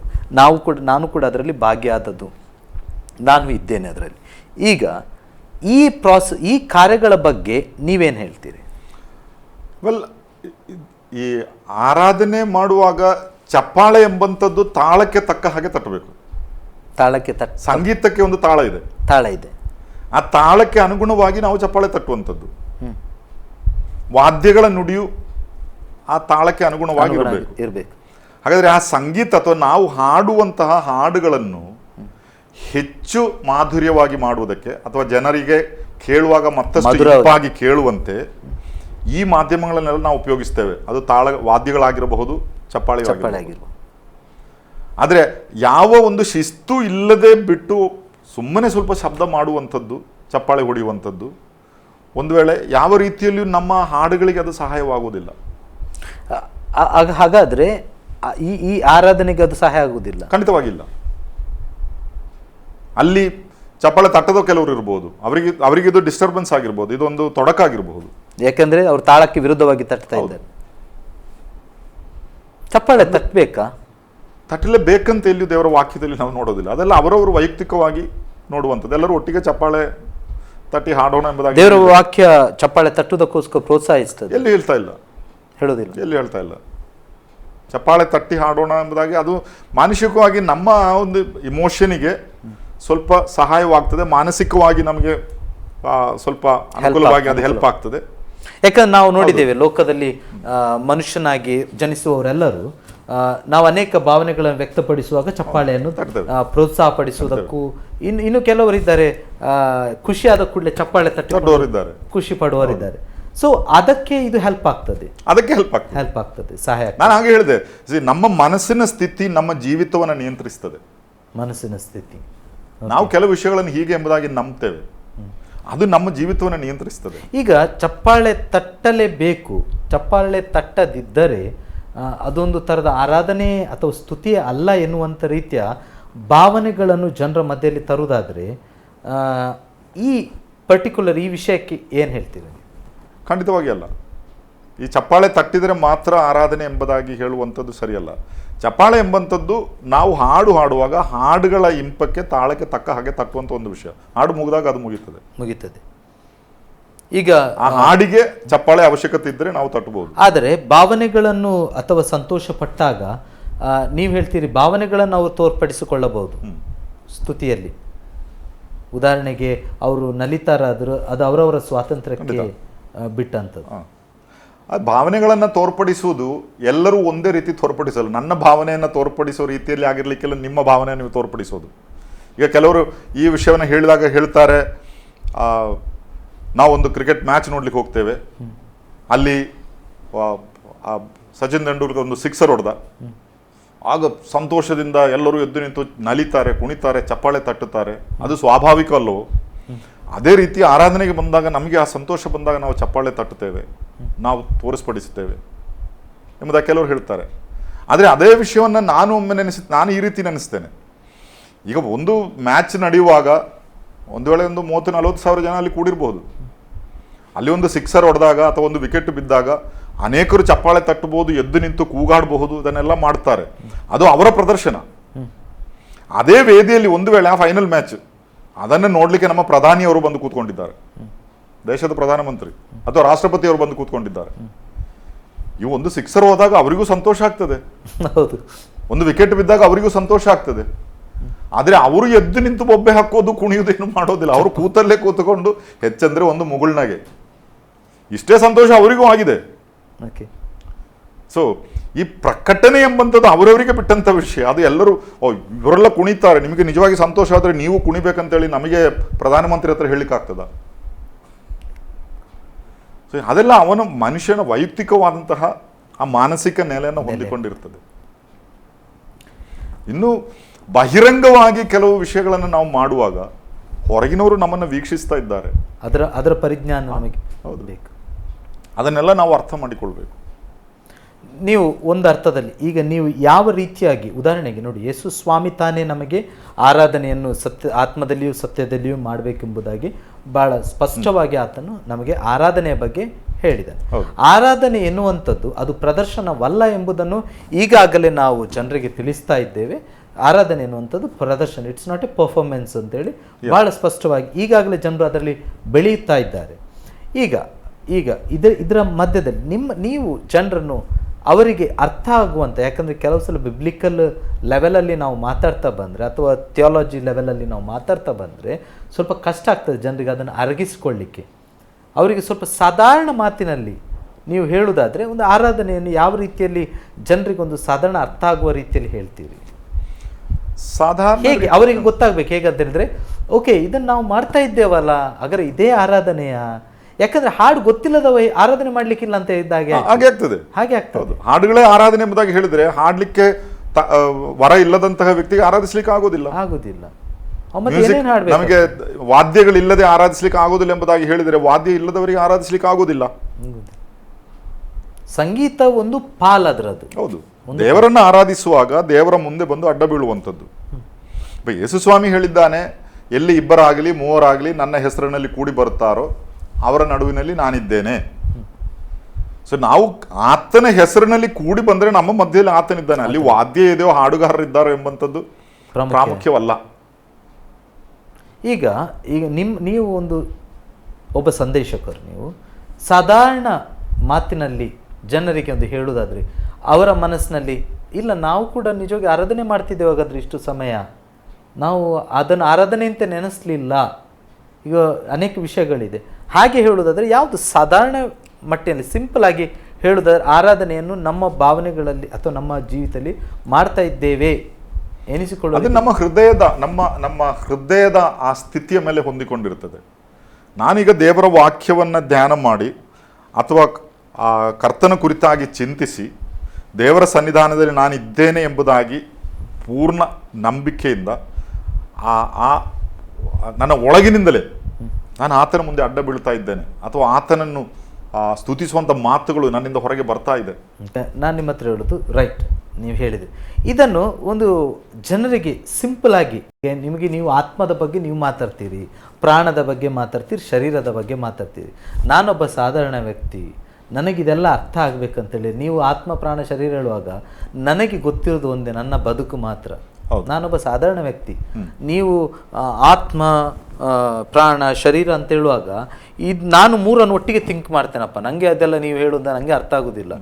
ನನಗೆ ಅಯ್ಯಪ್ಪ ನೀವು ಆತ್ಮ ಹೇಳೋದು ನನಗೆ ಇನ್ನೊಂದು ಆಲೋಚನೆ ಮಾಡ್ತೇನೆ. ಅದೇ ಅಂದರೆ ನನ್ನ ಒಳಗಿರುವಂಥ ಆಲೋಚನೆಗಳೇ, ಆತ್ಮ ಇಲ್ಲದ ವ್ಯಕ್ತಿ ಇಲ್ಲ ಅಂತ ಹೇಳ್ತೀರಿ. ಸೊ ನನಗೆ ಅರ್ಥ ಆಗುವ ರೀತಿಯಲ್ಲಿ ಒಂದು ಆರಾಧನೆಯನ್ನು ನೀವು ಹೇಗೆ ನನಗೆ ಹೇಳ್ತೀರಿ? ಯಾಕೆ ನೋಡಿ, ನೀವು ಮೂರು ವಿಧ ಮಾಡ್ತೀರಿ. ನಾನೊಬ್ಬ ಸಾಧಾರಣ ವ್ಯಕ್ತಿ, ನಾನು ಯೇಸುಸ್ವಾಮಿಯನ್ನು ನಂಬುವವ, ನಾನು ಹೇಗೆ ಆರಾಧಿಸ್ಬೇಕಂತ ನನ್ನಲ್ಲಿ ಇದೆಯಾ ಆರಾಧನೆ ಅಂತ ಹೇಗೆ ಹೇಳ್ತೀವಿ? ನಾವು ಉದಾಹರಣೆಗೆ ನನ್ನದು ಉದಾಹರಣೆ ಹೇಳಿದರೆ, ನಾವು ಸಾಕೊಂದು ನಾಯಿ ಮರಿ ಪ್ರೀತಿಯಿಂದ ಸಾಕ್ತಾ ಇದ್ದೇವೆ. ಇದು ಎಲ್ಲಿಯೂ ಅಪ್ಪಿತಪ್ಪಿ ಯಾವುದೋ ಒಂದು ಬಾವಿಗೆ ಬಿದ್ದು ಇದಕ್ಕೆ ಇನ್ನು ಬದುಕುವಂತ ಯಾವ ಆಶೆ ಇಲ್ಲ, ಮುಗಿತಾ ಬಂತು, ನೀರಿನಲ್ಲಿ ಮುಳುಗಿದೆ. ಅಲ್ಲಿ ಆ ಸ್ಥಿತಿಯಲ್ಲಿರುವಾಗ ನೀವು ಹೋಗಿ ಅದನ್ನ ಅಲ್ಲಿಂದ ಹೇಗೋ ರಕ್ಷಿಸ್ತೀರಿ. ಅದನ್ನು ರಕ್ಷಿಸಿ ಹೊರಗೆ ತಂದಾಗ ಈ ನಾಯಿಗೆ ಬಹಳ ಸಂತೋಷ, ನಾನು ಸಾಯ್ಬೇಕಿತ್ತು, ಅಲ್ಲಿಂದ ನನ್ನನ್ನು ರಕ್ಷಿಸಿದ ವ್ಯಕ್ತಿ ಇವನು ಎಂಬುದಾಗಿ ಆ ನಾಯಿಗೆ ಗೊತ್ತು. ನಾಯಿಗೆ ತುಂಬ ತಿಳುವಳಿಕೆ ಇದೆ. ಹೌದು. ಈಗ ನಾಯಿಗೆ ತನ್ನ ಕೃತಜ್ಞತೆಯನ್ನು ತೋರಿಸಲಿಕ್ಕೆ ಮಾತು ಬರ್ತಾ ಇಲ್ಲ, ಹೇಗೆ ಇದನ್ನು ಪ್ರಕಟಿಸಬೇಕು ಎಂಬುದಾಗಿ ಗೊತ್ತಿಲ್ಲ, ಯಾವ ಜ್ಞಾನವಿಲ್ಲ. ಆದರೆ ಒಂದು ಮಾತ್ರ ಗೊತ್ತು, ನನ್ನನ್ನು ರಕ್ಷಿಸಿದವನು ಇವನೇ. ಇವನು ಬಂದು, ಈ ನಾಯಿ ಬಂದು ಅವನ ಕಾಲುಗಳ ಬಳಿ ಬಿದ್ದುಕೊಂಡಿರ್ತದೆ, ಏನು ಒಂದು ಮಾತಾಡೋದಿಲ್ಲ, ಯಾವ ಶಬ್ದನೂ ಮಾಡೋದಿಲ್ಲ, ಅವನ ಕಾಲಿನ ಮುಂದೆ ಬಂದು ಅಡ್ಡ ಬಿದ್ದಿದೆ. ಆ ನಾಯಿಯ ಹೃದಯದ ಮನೋಭಾವ ಅಂದರೆ ನನ್ನನ್ನು ರಕ್ಷಿಸಿದವನು ಇವನು, ನಾನು ಪೂರ್ತಿ ಅವನ ಮುಂದೆ ಅಡ್ಡ ಬೀಳಬೇಕು, ಅಲ್ಲಿ ಬೇರೆ ಯಾವ ಮಾತಿನ ಅವಕಾಶ ಏನಿಲ್ಲ. ಅದೇ ರೀತಿ ಈ ಆರಾಧನೆ ಎಂಬಂಥದ್ದು ನಾವು ಪರಿಪೂರ್ಣವಾಗಿ ನೀನಿಲ್ಲದಿದ್ದರೆ ನಾನು ಇರಲಿಲ್ಲ, ದೇವರೇ ನೀನಿಲ್ಲದಿದ್ದರೆ ನಾನು ಬದುಕುವಂಥ ಸ್ಕೋಪೇ ಇರಲಿಲ್ಲ. ಒಂದು ಅರ್ಥದಲ್ಲಿ ನೀವು ಪ್ರಾರಂಭದಲ್ಲಿ ಹೇಳಿದ್ರಿ, ಆರಾಧನೆ ಎನ್ನುವಂಥ ಮಾತಿಗೆ ಗ್ರೀಕ್ ವರ್ಡ್ ಒಂದು ಪ್ರಾಸ್ಕ್ಯೂನಿಯೋ ಎನ್ನುವ ವರ್ಡ್ ಇದೆ. ಅದರ ಅರ್ಥ ಅಡ್ಡ ಬೀಳುವುದು. ಅಂದರೆ ನೀವು ಹೇಳುದು ಶಾರೀರಿಕವಾಗಿ ಅಲ್ಲ, ಮಾನಸಿಕವಾಗಿ ನಾವು ಪೂರ್ತಿಯಾಗಿ ಅವನಿಗೆ ಅಡ್ಡ ಬಿದ್ದು. ನಾವೀಗ 10 ಜನ ಕೂಡಿದಂಥ ಒಂದು ವಿಷಯದಲ್ಲಿ ಅಥವಾ ಒಂದು ಸಭಾಲಯದಲ್ಲಿ ಒಂದು ವೇಳೆ ಪ್ರಾಯೋಗಿಕವಾಗಿ ಶಾರೀರಿಕವಾಗಿ ಅಡ್ಡ ಬೀಳಲಿಕ್ಕೆ ಎಲ್ಲ ಕಡೆ ಆಗೋದಿಲ್ಲ. ಆದರೆ ಮಾನಸಿಕವಾಗಿ ಆ ಒಂದು ಸ್ಥಿತಿಗೆ ನಾವು ಬರಬೇಕು. ಐ ಸರೆಂಡರ್, ಅದೇ ನಾನು ನಿನಗೆ ಶರಣಾಗಿದ್ದೇನೆ. ಮತ್ತೆ ಏನು ಮಾತಲ್ಲ ಅಲ್ಲಿ, ಆ ಒಂದು ಕ್ರಿಯೆ ನಿಜವಾದ ಆರಾಧನೆಯನ್ನು ದೇವರು ಅಪೇಕ್ಷಿಸ್ತಾನೆ. ಅದನ್ನು ಅಪೇಕ್ಷಿಸ್ತಾನೆ. ನಾನೇನಿಲ್ಲ ಸ್ವಾಮಿ, ಅದನ್ನು ಅಪೇಕ್ಷಿಸ್ತಾನೆ. ನೀನೇ ಅಲ್ಲ, ಅದನ್ನು ಅಪೇಕ್ಷಿಸ್ತಾನೆ. ಆ ಮಹಿಮೆ ಪೂರ್ತಿ ದೇವರಿಗೆ ಸಲ್ಲಬೇಕು. ನಾವು ಯೆಶಾಯನ ಗ್ರಂಥದಲ್ಲಿ ಒಂದು ವಾಕ್ಯ ಓದ್ತೇವೆ, ನನ್ನ ಮಹಿಮೆಯನ್ನು ಇನ್ನೊಬ್ಬನಿಗೆ ನಾನು ಬಿಟ್ಟು ಕೊಡೋದಿಲ್ಲ. ಇವತ್ತು ಅನೇಕ ಕಡೆ ಈ ಸ್ತುತಿ ಮತ್ತು ಆರಾಧನೆ ಎಂಬ ಪದದಿಂದ ನೀವು ಪ್ರಾರಂಭಿಸಿದ್ದೀರಿ. ಈ ಸ್ತುತಿ ಮತ್ತು ಆರಾಧನೆ ಎಂಬ ವಿಷಯದಲ್ಲಿ ಇದರ ನಾಯಕರಾಗಿ ನಿಲ್ಲುವವರಿಗೆ ಎಷ್ಟೋ ಮಹಿಮೆ ಆಗ್ತಾ ಇದೆ, ದೇವರಿಗೆ ಸಲ್ಲತಕ್ಕ ಮಹಿಮೆ. ವರ್ಷಿಪ್ ಲೀಡರ್ ಎಂಬುದಾಗಿ ನೀವು ನಿಮ್ಮನ್ನೇ ಕರೆದುಕೊಳ್ಳೋದಾದ್ರೆ ದೇವರಿಗೆ ಸಲ್ಲಬೇಕಾದಂಥ ಮಹಿಮೆ ನಿಮಗೆ ಸಲ್ಲುತ್ತಾ ಇದೆ. ಜಾನ್ ಇಲ್ಲದ್ರೆ ನಮಗೆ ಆರಾಧನೆ ಇಲ್ಲ. ಇಲ್ಲಿ ಮಹಿಮೆ ಯಾರಿಗೆ ಸಲ್ಲಿತು? ಇದೊಂದು ದೊಡ್ಡ ದುರಂತ ಅನಿಸುವುದಿಲ್ವಾ ನೀವು? ಖಂಡಿತವಾಗಿ ಕ್ರಿಸ್ತಿಯ ಸೇವೆಯಲ್ಲಿ ದೊಡ್ಡ ದುರಂತವೇ ಇದು. ಯಥಾರ್ಥವಾದ ಆರಾಧನೆಯಿಂದ ಮನುಷ್ಯನನ್ನು ತಿರುಗಿಸಲಿಕ್ಕೆ ಸೈತಾನನು ಈ ಆಧುನಿಕವಾದಂತಹ ಅನೇಕ ವಿಷಯಗಳನ್ನು ಉಪಯೋಗಿಸ್ತಾ ಇದ್ದಾನೆ. ಅದನ್ನು ನಾವು ಅರ್ಥ ಮಾಡಿಕೊಳ್ಬೇಕು. ನೀವು ಆಗುವಂತ ಪರ್ಫಾರ್ಮೆನ್ಸ್ಗಳ ಬಗ್ಗೆ ನಿಮಗೆ ನೀವೇನು ತಕರಾರಿಲ್ಲ, ನೀವೇನು ಮಾತಾಡೋದಿಲ್ಲ, ಇಲ್ಲ, ಅದೆಲ್ಲ ನಡೀತಾ ಇರ್ತದೆ, ಕಾರ್ಯಕ್ರಮಗಳು, ಶೋಗಳು ನಡೀತಾ ಇರ್ತದೆ. ಆದರೆ ಆರಾಧನೆ ಎನ್ನುವಂತ ವಿಷಯ ಬರುವಾಗ ಒಂದು ಹೆಜ್ಜೆ ಈಚೆ ಇಡು, ಅದು ಆರಾಧನೆ ಅಲ್ಲ. ನೀನು ಕಾರ್ಯಕ್ರಮಗಳನ್ನು ಬೇಕಿದ್ರೆ, ಉದಾಹರಣೆಗೆ ಈಗ ನಾನು ಒಂದು ವಿಷಯ, ಈಗ ನಾನು ಬ್ರದರನ್ ಸಭೆಯಲ್ಲಿ ಅನ್ಯೋನ್ಯತೆಯಲ್ಲಿರುವಂಥ ವ್ಯಕ್ತಿ. ಈಗ ಭಾನುವಾರ ದಿವಸ ಈ ರೊಟ್ಟಿ ಮುರಿಯುವುದಕ್ಕಾಗಿ ಅಥವಾ ಕರ್ತನ ಭೋಜನವನ್ನು ಆಚರಿಸುವುದಕ್ಕಾಗಿ ನಾವು ಕೂಡಿ ಬರ್ತೇವೆ. ನಮ್ಮ ಸಭೆಗಳಲ್ಲಿ ಎಲ್ಲ ಭಾನುವಾರವೂ ಇದೆ. ಅದನ್ನು ಆರಾಧನಾ ಕೂಟ ಎಂಬುದಾಗಿ ಕೆಲವರು ಹೇಳ್ತಾರೆ, ಅಥವಾ ಆ ನೆನಪಿಸುವಂಥ ಆ ಕೂಟ ನಮ್ಮನ್ನು ಆರಾಧನೆಗೆ ನಡೆಸ್ತದೆ. ಸಾಧಾರಣವಾಗಿ ನಮ್ಮ ಸಭೆಗಳಿಗೆ ಬಂದರೆ ಹೆಚ್ಚು ಈ ವಾದ್ಯಗಳಾಗಲಿ ಅಥವಾ ಶಬ್ದಗಳಾಗಲಿ ಅಂಥದ್ದೇನಿರಲ್ಲ, ಬಹಳ ಮೌನವಾಗಿರ್ಬೋದು ಅಂಥದ್ದು. ಅನೇಕರು ಹೇಳುವಂಥ ಒಂದು ವಿಷಯ, ಇದು ಆರಾಧನೆ ಅಲ್ಲ, ಇಲ್ಲಿ ಜೀವ ಇಲ್ಲ. ನಿಜವಾದ ಆರಾಧನೆ ಅಂತ ಹೇಳಿದ್ರೆ ಅಲ್ಲಿ ಲೈಫ್ ಬೇಕು, ಇಲ್ಲಿ ಬಂದರೆ ನಿದ್ರೆ ಬರ್ತದೆ, ಇದು ಬೋರ್ ಆಗ್ತದೆ, ಹೀಗೆಲ್ಲ ಕೆಲವರು ಹೇಳ್ತಾರೆ. ಈಗ ನಾನು ಬೇರೆಯವ್ರನ್ನ ಆ ರೀತಿ ಟೀಕಿಸ್ಲಿಕ್ಕೆ ಹೋಗೋದಿಲ್ಲ. ಆದರೆ ನಾನೊಂದು ವಿಷಯ ಉದಾಹರಣೆ ಯಾವಾಗಲೂ ಹೇಳುವಂಥದ್ದು, ನಮ್ಮ ಮಕ್ಕಳು ಪರೀಕ್ಷೆ ಬರೀಲಿಕ್ಕೆ ಹೋಗ್ತಾರೆ. ಈಗ ಯೂನಿವರ್ಸಿಟಿ ಎಕ್ಸಾಮ್, ಯಾವುದೋ ಒಂದು ಡಿಗ್ರಿದು ಎಕ್ಸಾಮ್ ಅದು. ಇವರು ಈ ಪರೀಕ್ಷೆಗೋಸ್ಕರ ಪರೀಕ್ಷೆಯ ಹಾಲಿಗೆ, ಎಕ್ಸಾಮಿನೇಷನ್ ಹಾಲಿಗೆ ಬಂದಿದ್ದಾರೆ. ಆ ಇನ್ವಿಜಿಲೇಟರ್ ಈ ಪ್ರಶ್ನೆ ಪತ್ರಿಕೆಯನ್ನು ತಂದು ಈ ಮಕ್ಕಳ ಕೈಗೆ ಕೊಡ್ತಾರೆ. ಕೊಟ್ಟು ಅವರು ಹೇಳ್ತಾರೆ, ಯುವರ್ ಟೈಮ್ ಸ್ಟಾರ್ಟ್ಸ್ ನೌ. ಇನ್ನು ಮುಂದಿನ 3 ಗಂಟೆ ಇವರು ಪರೀಕ್ಷೆ ಬರೆಯುವಂಥದ್ದು. ಒಂದು ವೇಳೆ ಆ ಪರೀಕ್ಷಾ ಕೊಠಡಿಯಲ್ಲಿ ಒಂದು 100 ಜನರು ಇರ್ಬೋದು, ದೊಡ್ಡ ಹಾಲ್. 3 ಗಂಟೆ, ಈ 3 ಗಂಟೆ ಇವರು ಬರೀತಾ ಇದ್ದಾರೆ. ಇಲ್ಲಿ ಏನಾದರೂ ಮ್ಯೂಸಿಕ್ ಇದೆಯಾ? ಇಲ್ಲಿ ಏನಾದರೂ ಶಬ್ದವಿದೆಯಾ? ಪಿನ್ ಡ್ರಾಪ್ ಸೈಲೆನ್ಸ್ ಅಂತ ಇಂಗ್ಲೀಷಲ್ಲಿ ಹೇಳ್ತೇವೆ. ಅಂದರೆ ಒಂದು ಪಿನ್ ನೆಲಕ್ಕೆ ಬಿದ್ದರೂ ನಮಗೆ ಕೇಳಬೇಕು, ಅಷ್ಟು ಸೈಲೆನ್ಸ್. ಅದು ಏನು ಎಂಬುದಾಗಿ ಅರ್ಥ ಆಗಬೇಕಾದ್ರೆ ಒಂದು ಪರೀಕ್ಷಾಲಯಕ್ಕೆ ಹೋಗ್ಬೇಕು, ಎಕ್ಸಾಮಿನೇಷನ್ ಹಾಲಿಗೆ. ಆದರೆ ಅಲ್ಲಿ ಯಾರಿಗೂ ನಿದ್ರೆ ಬರೋದಿಲ್ಲ. ಇಲ್ಲ, ಯಾರಿಗೂ ಬೋರ್ ಆಗೋದಿಲ್ಲ. ಇನ್ನು ಕಡೆಗೆ 10 ನಿಮಿಷ ಇರುವಾಗ ಅವರು ಹೇಳ್ತಾರೆ ಇನ್ವಿಜಿಲೇಟರ್ ಲಾಸ್ಟ್ 10 ಮಿನಿಟ್ಸ್ ಎಂಬುದಾಗಿ ಹೇಳಿದ ಕೂಡಲೇ ಇವರಿಗೆ ಹೃದಯ ಡವಡವ ಆಗ್ತದೆ. ಅಯ್ಯೋ ಟೈಮ್ ಆಯ್ತು, ಸಾಕಾಗ್ಲಿಲ್ಲ ಟೈಮ್. ಆದ್ರೆ ಇವರಿಗೆ ದೇವಾಲಯಕ್ಕೆ ಬಂದ ಕೂಡಲೇ ನಮಗೆ ಅದು ಬೇಕು, ಇದು ಬೇಕು, ಶಬ್ದ ಬೇಕು, ಮ್ಯೂಸಿಕ್ ಬೇಕು, ಇಲ್ಲದ್ರೆ ನಿದ್ರೆ ಬರ್ತದೆ, ಬೋರ್ ಆಗ್ತದೆ. ಇದಕ್ಕೆ ಕಾರಣ ಏನು? ತಮ್ಮನ್ನು ತಾವು ಪರೀಕ್ಷಿಸಿಕೊಳ್ಳೋದು ಮಾತ್ರ ಅಲ್ಲ, ಈ ಮಕ್ಕಳು ಪರೀಕ್ಷೆಗೆ ಬರುವಂಥದ್ದು ಸಿದ್ಧರಾಗಿ ಬರುವಂಥದ್ದು. ಅವರು ಎಷ್ಟೋ ದಿವಸಗಳಿಂದ ಇದಕ್ಕೋಸ್ಕರ ಸಿದ್ಧರಾಗಿ ತಯಾರಾಗಿ ಬಂದಿದ್ದಾರೆ. ಸೊ ಅವರಿಗೆ ಏನೋ ಇದೆ ಅಲ್ಲಿ ಕೊಡ್ಲಿಕ್ಕೆ, ಅಲ್ಲಿ ಬರೀಲಿಕ್ಕೆ. ಇವತ್ತು ಬರುವಂಥವ್ರು ಯಾರು ಆರಾಧನೆಗಾಗಿ ಸಿದ್ಧರಾಗಿ ಬರ್ತಾ ಇಲ್ಲ. ಎಲ್ಲರೂ ಬರುವಲ್ಲಿ ನಾವು ಬರ್ತೇವೆ, ಬರುವುದು ಯಾಕೆ? ಉಳಿದವರನ್ನ ನೋಡ್ಲಿಕ್ಕೆ. ಸೊ ನಿಜವಾದ ಆರಾಧನೆ ಅಂತ ಹೇಳಿದ್ರೆ ಅಲ್ಲಿ ಮೌನವಿದ್ರೂ ನಮ್ಮ ಹೃದಯದ ಮೇಲೆ ಹೊಂದಿಕೊಂಡಿರ್ತದೆ. ನಾವು ಹೇಗೆ ಸಿದ್ಧವಾಗಿ ಅಷ್ಟೇ ಬಂದಿದ್ದೇವೆ ಅಷ್ಟೇ. ಅಲ್ಲಿ ಸ್ವಲ್ಪ ಹೊತ್ತು ಮೌನ ಇರ್ಬೋದು, ಎಲ್ಲರೂ ಒಂದು ವೇಳೆ ಕಣ್ಣು ಮುಚ್ಚಿಕೊಂಡು ಸ್ವಲ್ಪ ಹೊತ್ತು ಕೂತ್ಕೊಂಡಿರ್ಬೋದು. ನಾವು ಹಾಡುವಂಥ ನಮ್ಮ ವಾಕ್ಚಾತುರ್ಯವಲ್ಲ, ನಮ್ಮ ತಲಾಂತಗಳ ಪ್ರದರ್ಶನವಲ್ಲ ಆರಾಧನೆ ಅಂದರೆ. ಅದೆಲ್ಲ ಅದರ ಒಂದು ಭಾಗವಾಗಿ ಬರ್ಬೋದು. ಆದರೆ ಅದಕ್ಕೆ ಮಹಿಮೆ ಬಂದರೆ ದೇವರ ಮಹಿಮೆ ತಪ್ಪಿ ಹೋಗ್ತದೆ. ನಾನು ಅನೇಕ ಸಲ ಇವತ್ತು ನಾನು ಈ ಮಾತು ನಾನು ಹೇಳಲಿಕ್ಕೆ ಇಷ್ಟಪಡ್ತೇನೆ. ಅನೇಕ ಸಲ ಆರಾಧನೆಗೋಸ್ಕರ, ಹಾಡುಗಳಿಗೋಸ್ಕರ ನಾನು ಮುಂದೆ ಹೋಗುವಾಗ ನನ್ನ ಮನಸ್ಸಿನಲ್ಲಿ ಬಂದಂಥ, ನಾನು ಅನೇಕ ಸಲ ಜನರು ನೋಡಿರಲಿಕ್ಕಿಲ್ಲ, ನನ್ನ ಗುಪ್ತವಾದ ಒಂದು ಸ್ಥಳ ಇದೆ. ನಾನು ಯಾವಾಗಲೂ ಆರಾಧನೆಗೆ ನನ್ನನ್ನು ಕರೆಯುವಾಗ ನಾನೆಲ್ಲ ರೆಡಿಯಾಗಿರ್ತೇನೆ, ಮ್ಯೂಸಿಕ್ ಸಿಸ್ಟಮ್, ಲೈಟ್ಸ್ ಎಲ್ಲ ರೆಡಿಯಾಗಿರ್ತದೆ. ಆದರೆ ಪ್ರಾರಂಭ ಮಾಡೋದಕ್ಕಿಂತ ಮೊದಲು ಯಾರಾದರೂ ಬಂದು ನನ್ನ ಮೊಣಗಂಟನ್ನು ಹಿಡಿದ್ರೆ ಅವ್ರಿಗೆ ಗೊತ್ತಿರ್ತದೆ ಇವನೇನಾಗ್ತಿದ್ದಾನೆ ಅಂತೇಳಿ. ಯಾಕಂದರೆ ಪ್ರತಿ ಇಷ್ಟು 100 ಸ್ಥಳಗಳಲ್ಲಿ ನಾನು ಕಾರ್ಯಕ್ರಮಗಳನ್ನು ಕೊಟ್ಟಿದ್ದೇನೆ. ನನಗೆ 10,000 5,000 ಜನರು ನನಗೆ ಅದು ಆಲೋಚನೆ ಇಲ್ಲ. ನನಗೆ ಹಾಗಂದರೆ ಏನು ಅಂತಲೇ ಗೊತ್ತಿಲ್ಲ. ಅಂದರೆ ನನಗೆ ಸ್ಟೇಜ್ ಫಿಯರ್ ಎನ್ನುವಂಥದ್ದು ಸತ್ಯವಾಗಲೂ ಇಲ್ಲ. ನೀವು ಈಗಲೂ ನನ್ನ ಕೊಣಗಿ ದೂಡಿ ಹಾಕಿದರೆ ನಾನು ಅದರ ಮಧ್ಯದಲ್ಲಿ ನಿಂತ್ಕೊಂಡು ಮಾತಾಡ್ತೇನೆ, ಹಾಡ್ತೇನೆ, ಅದು ಗೊತ್ತು ನನಗೆ ಹೇಗೆ ಸಂಭಾಳಿಸಬೇಕು ಅದನ್ನು. ಆದರೆ ಪ್ರತಿ ಸಲ ಆರಾಧನೆಗೆ ನಿಲ್ಲುವಾಗ ಈ ಮೊಣಗಂಟು ನಡುಗ್ತಾ ಇರ್ತದೆ. ಯಾಕಂದರೆ ಒಂಥರದ ಭಯ. ಎಲ್ಲಿ ಆದರೂ ನೀವೀಗ ತಾನೇ ಒಂದು ಮಾತು ಹೇಳಿದ್ರಿ, ಆರಾಧನೆಯು ಮನುಷ್ಯನಿಗೆ ಹೋಗ್ತದಲ್ಲ, ಎಲ್ಲಿಯಾದರೂ ಇಂಥದಕ್ಕೆ ನಾನು ಒಳಗಾಗುವೆನೋ ಎನ್ನುವ ಭಯದಿಂದ ಅನೇಕ ಸಲ ನಾನು ಸ್ಟೇಜ್ನ ಹಿಂದೆ ಹತ್ತದುಂಟು.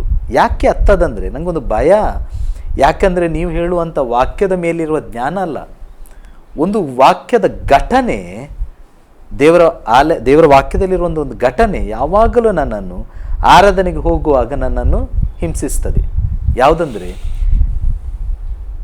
ಯಹೂದ್ಯರು ಅಥವಾ ಯಹೂದ್ಯರೆಲ್ಲರೂ ಸೇರಿ ಬಂದಿದ್ದಾಗ ಹೆರೋದನು ದೇವರ ಆರಾಧನೆ, ದೇವರ ಆಲಯ, ಆತನ ಸ್ಥಳ ಬಂದು ಕೂತಿದ್ದಾಗ ಅವನು ದೇವರ ವಾಕ್ಯಗಳನ್ನು ಹೇಳುವಾಗ ಜನರೆಲ್ಲರೂ ಅಂದರು, ಇದು ದೇವರ ನುಡಿ, ಇದು ಮನುಷ್ಯನ ನುಡಿ ಅಲ್ಲ. ಆ ಮಾತುಗಳನ್ನು ಕೇಳುವಾಗ ಆ ಹೆರೋದನು ಆ ಮಾತುಗಳನ್ನು ತನ್ನೊಳಗೆ ಸೇರಿಸಿಕೊಂಡನು. ಬೈಬಲ್ ಹೇಳ್ತದೆ ಅವನು ಹುಳ ಬಿದ್ದು ಸತ್ತನು ಅಂತೇಳಿ. ಈ ಒಂದು ಘಟನೆ ನೀವು ನಂಬ್ತೀರಾ ಇಲ್ವಾ? ಈ ಒಂದು ಘಟನೆ ಮಾತ್ರ, ಬೇರೆ ಯಾವುದು ಭಯ ಇಲ್ಲ ನನಗೆ. ಈ ಒಂದು ಘಟನೆ ಪ್ರತಿ ಸಲ ಆರಾಧನೆಗೆ ನಾನು ಕಾಲಿಡ್ಲಿಕ್ಕೆ ಹೋಗುವಾಗ, ಸ್ಟೇಜಿಗೆ ಹತ್ತುವಾಗ ನನ್ನನ್ನು ಭಯಪಡಿಸ್ತದೆ. ನಾನು ಯಾವಾಗಲೂ ಹೇಳುವಂಥ ಉಂಟು, ಸ್ವಾಮಿ ಅವರೇನಾದರೂ ನನ್ನನ್ನು ಹೊಗಳಿದರೆ ಆ ಹೊಗಳಿಕೆಗೆ ನನ್ನನ್ನೊಂದು ಹಾಕಬೇಡ, ಯಾಕಂದರೆ ನನಗೆ ಆ ಉದ್ದೇಶ ಇಲ್ಲ ಅಂತೇಳಿ. ಯಾಕಂದರೆ ನಾನು ನೆನೆಸ್ತೇನೆ, ಈಗ ಆಗುವಂಥ ಪ್ರಶಂಸೆಗಳು, ನಮ್ಮ ಬಗ್ಗೆ ಜನರು ಒಂದು ವೇಳೆ ಹೊಗಳುವಂಥ ಮಾತುಗಳು, ಅದು ನಮ್ಮನ್ನು ದುರಂತದ ಕಡೆಗೆ ನಡೆಸ್ತದೆ ಅಂತೇಳಿ. ಏನು ಹೇಳ್ತೀರಿ? ಖಂಡಿತವಾಗಿ ಖಂಡಿತವಾಗಿ ದೇವರಿಗೆ ಸಲ್ಲತಕ್ಕ ಮಹಿಮೆ. ಆರಾಧನೆ ಅಂದರೆ ದೇವರಿಗೆ ನಾವು ಸಲ್ಲಿಸುವಂಥದ್ದು, ನಮ್ಮ ಪ್ರದರ್ಶನವಲ್ಲ.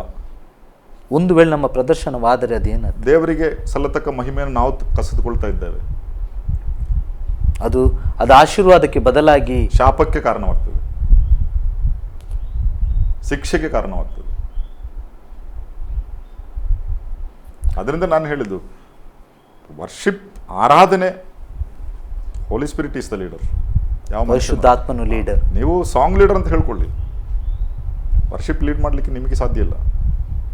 ಯಾಕಂದರೆ ಆ ಆರಾಧನೆಯನ್ನು ಹುಟ್ಟಿಸುವನು ಪರಿಶುದ್ಧಾತ್ಮ. ನನ್ನ ಒಳಗೆ ಆತ್ಮನು ಇದ್ದಾನೆ, ದೇವರ ಆತ್ಮನನ್ನು ಇಟ್ಟಿದ್ದಾನೆ. ನನ್ನ ಒಳಗಿರುವಂಥ ಆತ್ಮನು ಪರಮಾತ್ಮನೊಂದಿಗೆ ಸಂಧಿಸುವಂತಹ ಸಮಯ ಅದು. ಅದರಲ್ಲಿ ಬೇರೆ ಯಾರಿಗೂ ಯಾವ ಪಾಲು ಇಲ್ಲ.